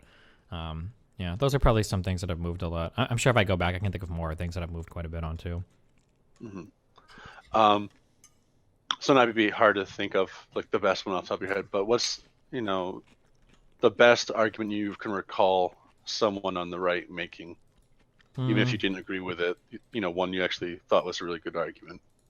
It's really hard. If I think it's a good argument, I'll usually agree with it. Like, so I don't know how to think of that one. Like, if somebody presents a better argument than I can for a given topic, then I'll just take on that argument. Like, yeah. Okay. Tom wants to know how you feel about peer pressure with the use of drugs.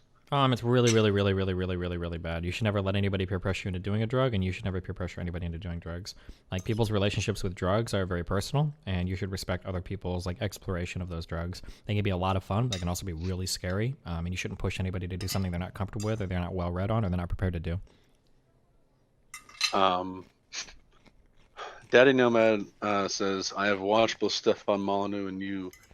Seems both of you give excuses on why you won't debate each other. What topic would you like to cover that you disagree with him on?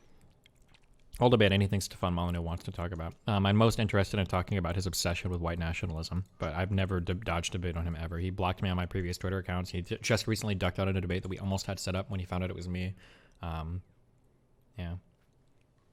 Okay.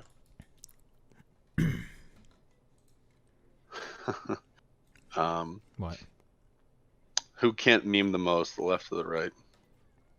I don't know. That's a really hard one. I've seen some pretty shitty memes posted by both people.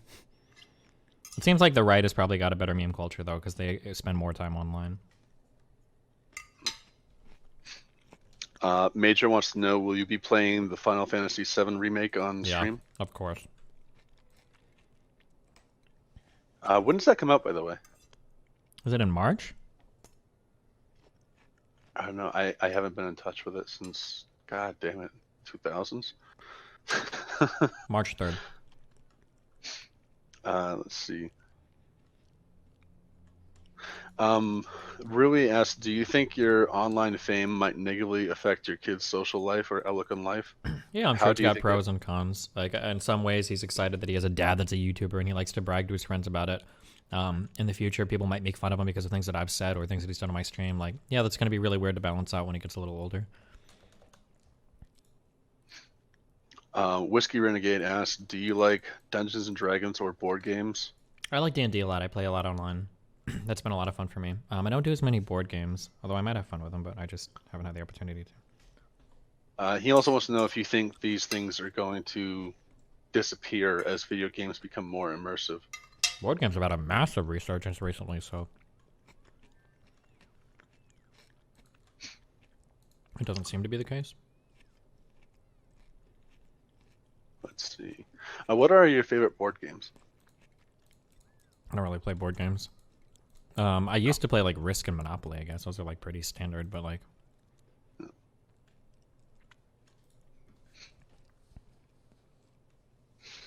And should free parking always have $500? I thought it was 200. I know that some people, what they do is they would pay like every single fine you have to pay. They would go to the free parking thing, and if you land on it, you get it. But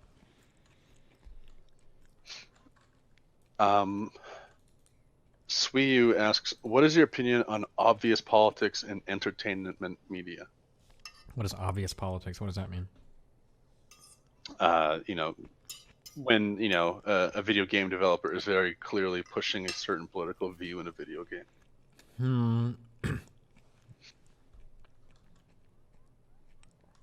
I think that everything is political in some sense.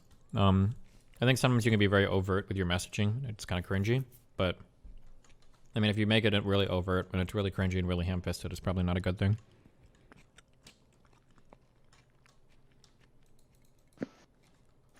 I've noticed that a lot of people say sometimes politics, that word just means things I don't like, though. Like, people will say, oh, I don't like it that this is political. I don't like political games. But it's like, okay, well, you said Metal Gear Solid 2 was like one of your favorite games of all time. What the fuck do you mean you don't like political games? Like, what politics means is I don't like it when people talk about things that I don't want to talk about, or that they have a different opinion than me. Oftentimes that's the case, so, yeah. Clint Coin asks, you had the floor every day to speak your mind. Was there something you wish to communicate, especially to those outside your stream sphere? If so, what? Stop being fucking dipshits. That's my thing. I don't like it when people use like emotions to like arrive at things that like they say are true, but it's pretty obvious that like it's just like a very emotional point of view for you. Stuff like fake news, stuff like inventing narratives, like to fit like, you know, grand conspiracy theories and shit like that. People obsessed with like the JQ and like I don't know, all like the Trump apologists that can't handle the fact that Trump might literally just be a blithering idiot and there's no like greater explanation for it. I don't know, that kind of stuff drives me crazy, but. Tripod asks, do you know the YouTuber Sean? Nope. Oh, like Sean and Jen?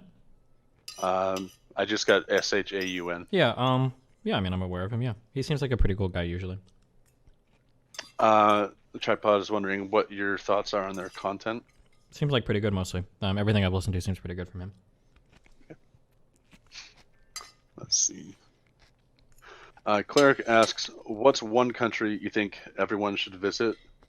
And what's one country you would like to visit? I think New Zealand is like is like one of the prettiest places in the world I've been to. So I would say New Zealand probably, and then I don't know, I really want to go to Japan. I haven't had a chance to do that yet.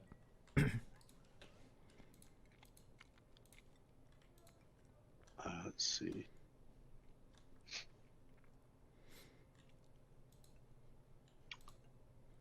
Maine asks, how would you deal with narcissistic parents who justify their child abuse?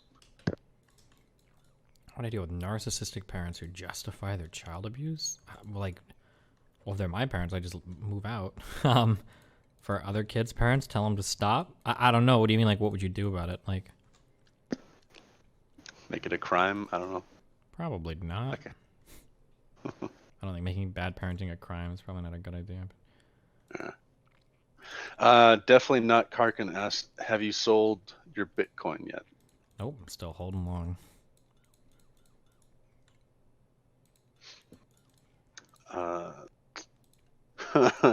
Mike Escape asks, would you rather fight a lion or a cheetah? Probably a cheetah, I think. I think for a cheetah, you'd kind of sort of have a chance, but lions are fucking huge, dude. Let's see. Hot Sun asks, what was the biggest eureka moment in your life? I think having first-hand experience with certain forms of like sexism or homophobia have been like pretty big moments of me where I'm like, holy shit, some people are like pretty disgusting. Let's see. Slifer wants to know if you would consider doing seasonal anime trailer review streams for new upcoming anime. No, what the fuck? This is way outside of the content that I normally do. No.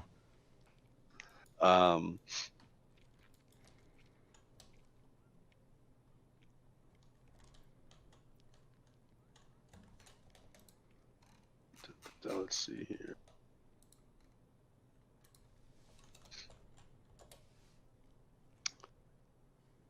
Tripod asks, if you were to move to another country, where would you move? If I were to move to another country, where would I move? I have no idea. I don't know. I never really even thought about it. Probably Canada, because it's most similar to America.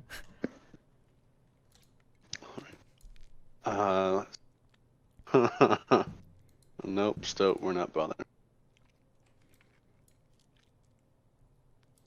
So I don't know what this is in reference to, but Pensive Goat asks, have you started locking your door after your recent experiences with unwelcome guests? Sometimes I do.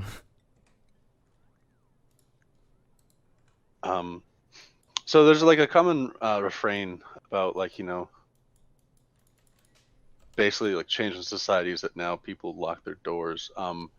Do you think trust among neighbors and fellow citizens has deteriorated significantly?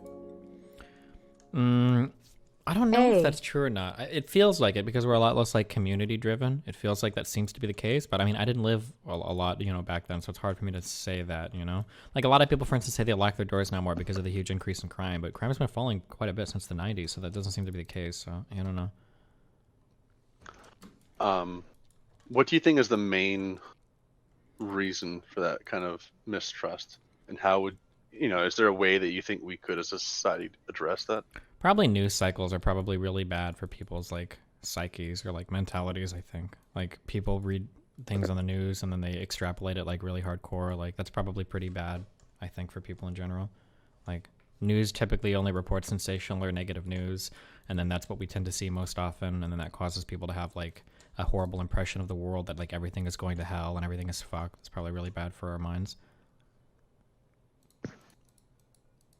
All right, so before we go on to the next question, I just want to say for the guys in here, plug tomorrow we're having Guchin on at 4 Eastern time, and we've been going on for about 2 hours here. I'm enjoying this. I'm happy to keep going. Are you fine going a bit long with this, Destiny? Yeah, maybe like a couple more questions. Should I go for it? All right, let's see. In your opinion, what was your most successful debate? I think my second debate with Nick Fuentes went really, really well. I think my debates with Lauren Southern and JonTron were both pretty popular. Those both went pretty decently. Yeah, I'd probably say those 2 or 3. JonTron was like my most famous one, and then my second one with Fuentes I felt really good about.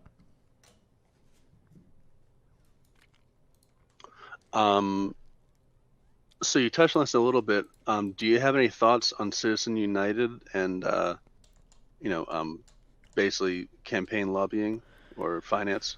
Citizens United is a really, really, really tough one. It's probably good. I don't know what the alternative is in terms of like banning like advertising like around political seasons, which seems to be not good. Yeah, Citizens United is a really tough one. Yeah, fuck. The problem is that like everybody wants to say that like, yeah, that Citizens United should be banned. You shouldn't be allowed to show political ads or whatever around political seasons, or that should count towards like campaign contributions. But the problem is that like taking that to its logical extreme, like you literally wouldn't be able to advertise almost anything near a campaign season. Like if I had a documentary about global warming, I wouldn't be allowed to advertise that if like you know, if we were coming up in election season, because that could be seen as like political speech. That's I don't know. I don't feel good about that.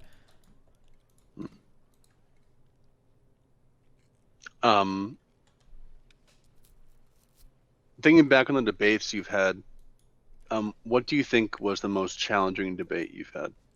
Most challenging? I had one with a guy called Ryan Dawson who knew a fuck ton of shit about the Middle East and encouraged me to learn a lot more about it. It was probably one of the most knowledgeable people I've debated, I would say.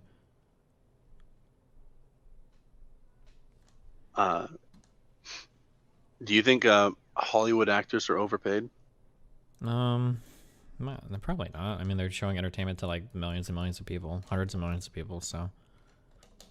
Okay.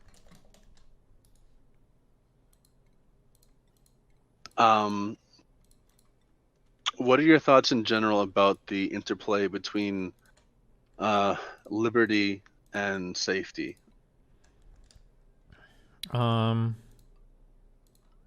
think liberty and safety are both really important.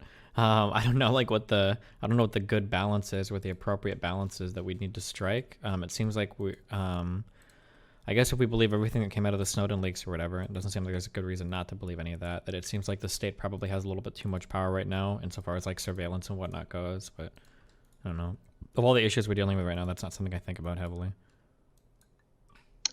Storm asked, which do you think is worse, the left's infighting or the right's? In the real world, probably. Oh fuck, I don't know. There's a lot of infighting on both sides right now. The left, I mean, you see it more in the left because we're like in our primary season, and the right can pretend at least that they're united around Donald Trump. But man, there's a lot of infighting related to Donald Trump. Like the days of like Donald Trump shitting on his own attorney general, Jeff Sessions, like Paul Ryan and other big Republican leaders like constantly at ends with Donald Trump. Like, yeah, I don't know, man. There's a lot of Republican infighting. There's a lot of lefty infighting, or left like Democrat infighting as well. Yeah, I don't know. I don't know whose is worse right now. Absolutely ask if you play any games with your son. Yeah, sometimes we play. I actually just got my Minecraft server set up again, and hopefully we can play that. But yeah, we played like Minecraft in the past. We played Dying Light, which I fucking hate. And then we played a little bit of Left 4 Dead, but recently we haven't played anything too recently. But I think generally like Minecraft and those types of games are usually what we play. Tujarden asks, what is your opinion of libertarianism? About the same as my opinion of the anarcho people. It's a dumb meme waste of time. What are your thoughts on capital punishment?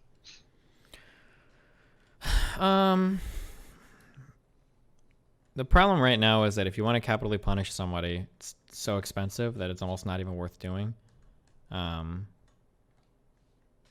So like, there's that. And then I guess it's fuck. There's different ways to break this down. I mean, we can break it down financially, like executing people costs a lot of fucking money, so we probably shouldn't do it. We can break it down morally, should the state have the authority to do it? We can break it down empirically or pragmatically. You know, is it worth it if some amount of innocent people are executed? Capital punishment isn't something that I worry about too much. I think in general, I'm probably okay with it. If you got like this horrible, murderous, whatever monster that can never be rehabilitated, then fucking kill him, I guess. In general, I'm more in favor of taking like a rehabilitative approach to justice than like a punishment or retribution or revenge focus on justice, though. So for those reasons, I think maybe I might be opposed to capital punishment because it's usually used in a retributive fashion. So, yeah. Is there a certain limit where you think someone is beyond rehabilitation? No. Well, I mean, it's possible, I guess, but like in general, no, I don't think so. Okay. So Elizabeth Warren has recently proposed raising a tax on the super wealthy in order to pay off I believe the idea was all student loans up to a certain amount per individual. What are your thoughts on that? The tax that she's proposed, a wealth tax, in general, I'm opposed to wealth taxes because they're very, very, very hard to administer, and our IRS is already insanely underfunded. And I think they're sloppy in general. Wealth taxes, I don't think, are a very good way to tax wealthy people. So, I mean, on that level, I'm not really in favor of it. In terms of like paying back student debt, I think that needs to be really targeted. If you have a bachelor's degree and you're out working because of your degree, you don't need a payback. Like you're earning a fuck ton more money as a result of having your degree, you should pay it back. In terms of like people that got fucked in other circumstances, though, like maybe there might be cases where like getting these people their money back might be good. But,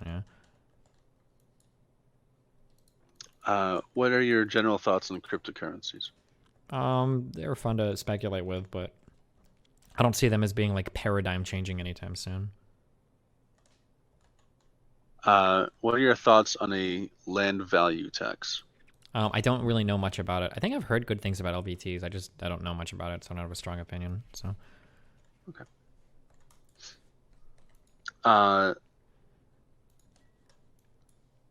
Do you have any thoughts on Erdogan?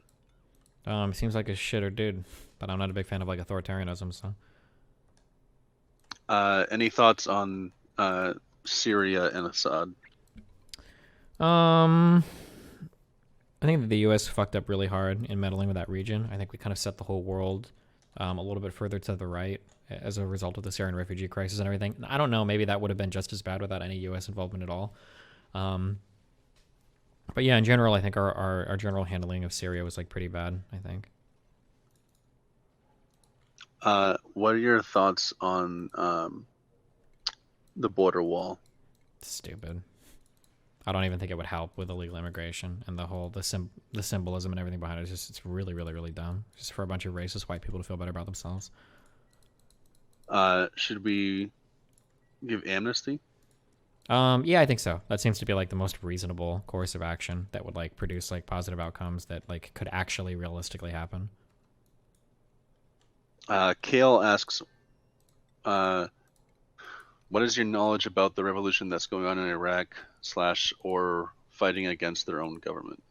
Fighting against their own government in Iraq. I don't know anything very recent about Iraqi politics. I knew more in like the post like Iraqi war days, like when we set up the new government and everything, and like a little bit prior to that. But I haven't been following news in Iraq recently, so I wouldn't know too much about it.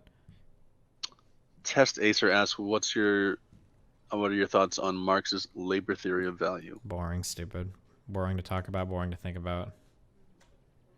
You just got a fan. Sweetie asks, is racism a notable problem in America? Not like overt racism, but subtle racism. Yeah, I would say it's still a pretty big problem. Yeah.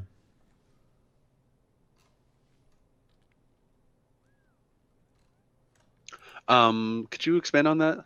You said it's not overt racism. Like we don't have like people running out like lynching black people in the streets or anything, which is good because we used to do that.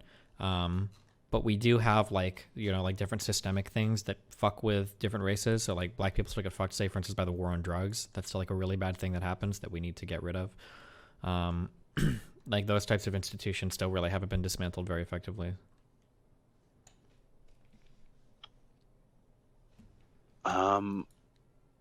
Oh, this is a name. Oh, shoot. This is a name that hasn't come up in a long time. What are your thoughts on Stefan? No, I'm sorry, not Milo Stefan. Yiannopoulos? Shoot. Milo. I don't know how the fuck you got that, but yeah, Milo Yiannopoulos. Because he's a name that hasn't come up in a long time. People ask. Yeah, I just contacted.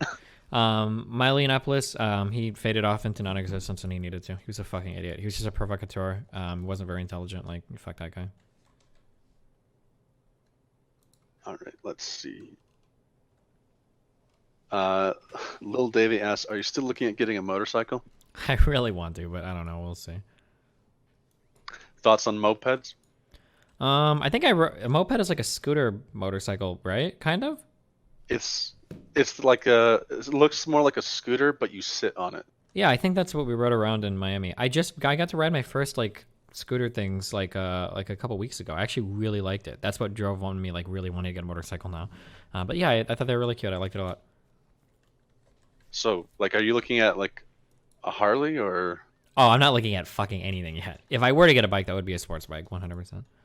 Oh, but okay. I have a kid. And I don't want to like kill myself, and I drive for fun. So it's entirely possible I would kill myself. So I don't know. All right, let's see.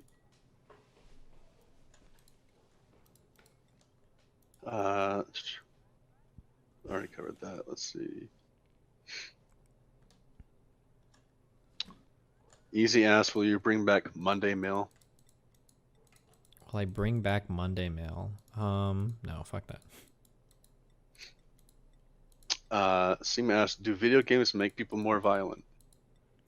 It seems like they increase aggression. I think there was a huge meta-analysis that came out recently that kind of pointed towards that they can increase aggression. Now, whether that leads to actual like violent activities, I don't think that's been borne out. But yeah.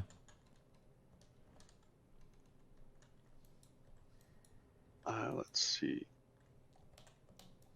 What are your thoughts on Trump's policy on transgender people in the military? Stupid. Most of Trump's policies are stupid, though. Trans people have already been vetted like pretty hardcore by the military. There's been a lot of research and studying into that. There is no reason for him to come in and through executive action or Twitter executive action try to change any of that.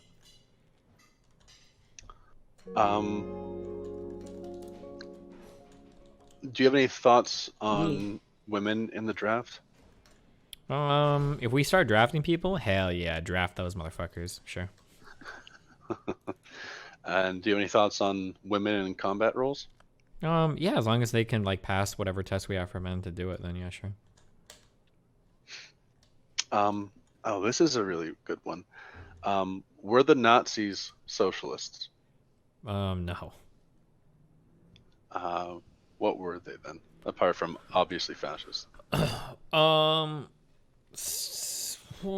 would Nazi? I'm not sure what you would characterize it. I know that like they the word privatization like literally comes from from what like Nazi Germany, like that word was invented to describe what Hitler did to a lot of parts of the economy, like privatizing like certain industries or whatever for like wartime related stuff. But like in terms of like them, like the means of production weren't controlled by laborers, and the mode of production, like having like a centrally planned economy, like never happened. Like by no definition were they socialists. Like it just wasn't. The government, a lot of people think that like government ownership of stuff is socialism, but it's not really. Like China, for instance, isn't socialist. It's a state capitalist country. Yeah, I don't know. Do you believe it was possible for the Nazis to win in World War II? Sure, I'm sure it's possible. I don't know what would have had to change to make that happen, but wait, sorry, hold on, because you got some guy like fucking literally freaking the fuck out. Government ownership is not socialist. So socialism usually implies two things. His definition of socialism is trash. Okay, so the definition of socialism a lot of people use is like, oh, the government owns stuff, lol. So my understanding of socialism or communism is the idea is two things have to happen. One, your means of production change, meaning that you don't have the people that own the capital or the private property, the capital, are the workers that actually work the capital. Those people have ownership of it. That's not enough, though, to make it socialist. The next step is that the mode of production, meaning how you determine which goods and services are produced, that is dictated by some other body. It's not done using like market forces. So like workers could own a firm but still produce things for profit, but those workers are essentially exploiting themselves to do it, right? So that's my understanding of socialism or communism, is that the mode and the mean of production are the two things that need to change for it to be socialist. Government owning stuff is just the government owning stuff. That's not socialism or communism. Yeah. Okay, sorry.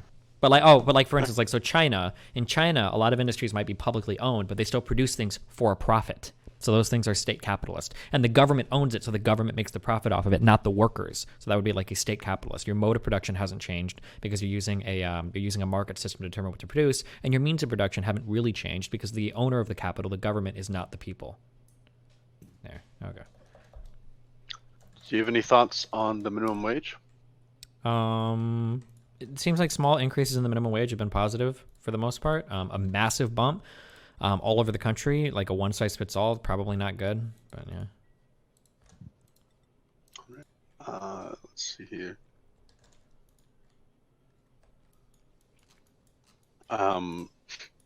This comes from one of our server syndicalists. Do you think it would be a good idea for companies to become cooperatives? I mean, if it works, if it works, it works. If it doesn't work, then it doesn't work. I mean, there are examples of some really, there's an example of some like very successful cooperatives, like the Mondragon Federation of Cooperatives in Spain. A lot of people tried cooperatives and failed. Like, yeah, I don't know. Thoughts on Wait, oh fuck. I'm getting so fucking triggered. Okay, hold on. I'm reading this guy. Calling it state capitalist, dodging the fact that even Stalin was a fully committed Marxist-Leninist. He believed in a Marxist analogy. His definition of socialism says that the USSR wasn't socialist, therefore his definition is incomplete. The USSR wasn't socialist yet. So a Marxist-Leninist, an ML, believes that you need a vanguard party. You need a totalitarian party essentially to step in, disband all the fucking private capital, and then that party is what will transition you over to socialism or communism. No state in the world has made it to like socialism or communism yet, if you ask a leftist, right? They haven't gotten there. A vanguard party that has single ownership rule of the country, that's not a socialist system. It's not a communist system. Like, I hate socialism, I hate communism, but the USSR technically wasn't like a socialist thing. You can call yourself that, but that doesn't mean you are that. Yeah, so like the Soviet Union was at the stage where they had the vanguard party and where they were fucking over like capital owners and shit, and they were theoretically trying to move in the direction of socialism. Now, in my opinion, it seems like socialists seem to have a strange authoritarian bend, but yeah, I don't think anybody would say that like the USSR was like at the point where they were a full-on socialist country yet. Okay, fuck, sorry. Okay, go. Okay. Oh, right. We're on co-ops. I don't know if you said all you had to say. Oh yeah, if people want to try co-ops, go for it. It seems like Yeah, if they want to try co-op, go for it. I wouldn't say they should. I mean, I don't know like where co-ops are successful and where they're not. Like I'm sure in different industries they're probably more successful than in others. Thoughts on the Electoral College?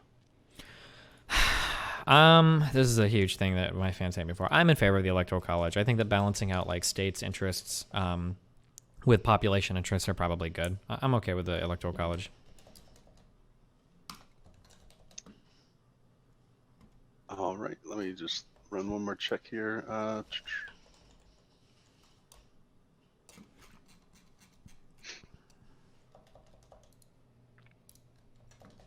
in the wrong chat. Okay, we've been doing this for a while. I got 2 good questions left in me, okay? All right, 2 more. So let's see.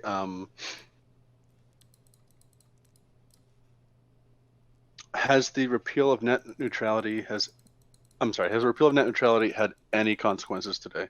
In my understanding, not yet. Maybe it has in ways that I haven't seen though, but yeah. Okay. And who would you say is your favorite American president? I don't know. Bill Clinton seemed like a chill dude, but that's just because of the people that I remember, like that I was alive for. My U.S. history is most of my history outside of like the pretty niche topics that I like investigate. I don't have like a very good broad knowledge of history, especially American history. So, I'd say like, I mean, I could go with like a meme answer like Washington or Abraham Lincoln. Because those guys seem pretty important, but I honestly don't know enough about like the pros and cons of all of their presidencies to really say like this was a really good president, you know. All right, so Destiny, thanks for coming out. I really appreciate this. So if anyone here is not familiar with Destiny, we're gonna be posting a link to his YouTube channel announcements. Stay tuned for that. And if you guys want to invite any of your friends, it's discord.gg/bluepolitics. We try to have these about twice a week. Destiny, before we let you go, we're having these, like I was just saying, about twice a week. Would you be interested in perhaps having a debate with an anarcho-capitalist about anarcho-capitalism? Maybe. Yeah, if you can't find anybody else, I might do it. I don't know. God, it's so boring. Like, I mean, like, I could, like, write out, like, the whole debate. Like, it's like, oh, I think anarcho-capitalism is really cool. Well, why is that? Getting rid of unjust hierarchies and, like, all the freedom that we could have. Well, how would you resolve disputes between parties? Well, I don't know, but, well, what would you do? Maybe we'd have some body of people that would come together. Oh, okay, and then eventually they would describe a government, and then we would both jerk each other off and then walk away. I don't know. That's, like, every debate I've ever had usually comes with that. How do you resolve disputes between parties? Either they'll say, like, well, whoever's got the most guns wins. Most people won't bite that bullet. Usually they'll say, like, oh, well, you need some sort of arbitration, blah, blah, blah, and that arbitration starts to sound eerily similar to some form of government, and then fuck all that shit. I don't know. I hate anarcho everything. All right. Is there a certain type of person you would prefer to debate? Yeah, a guy named Stefan Molyneux or Steven Crowder or Mark Dice. Any of those people. Hell yeah.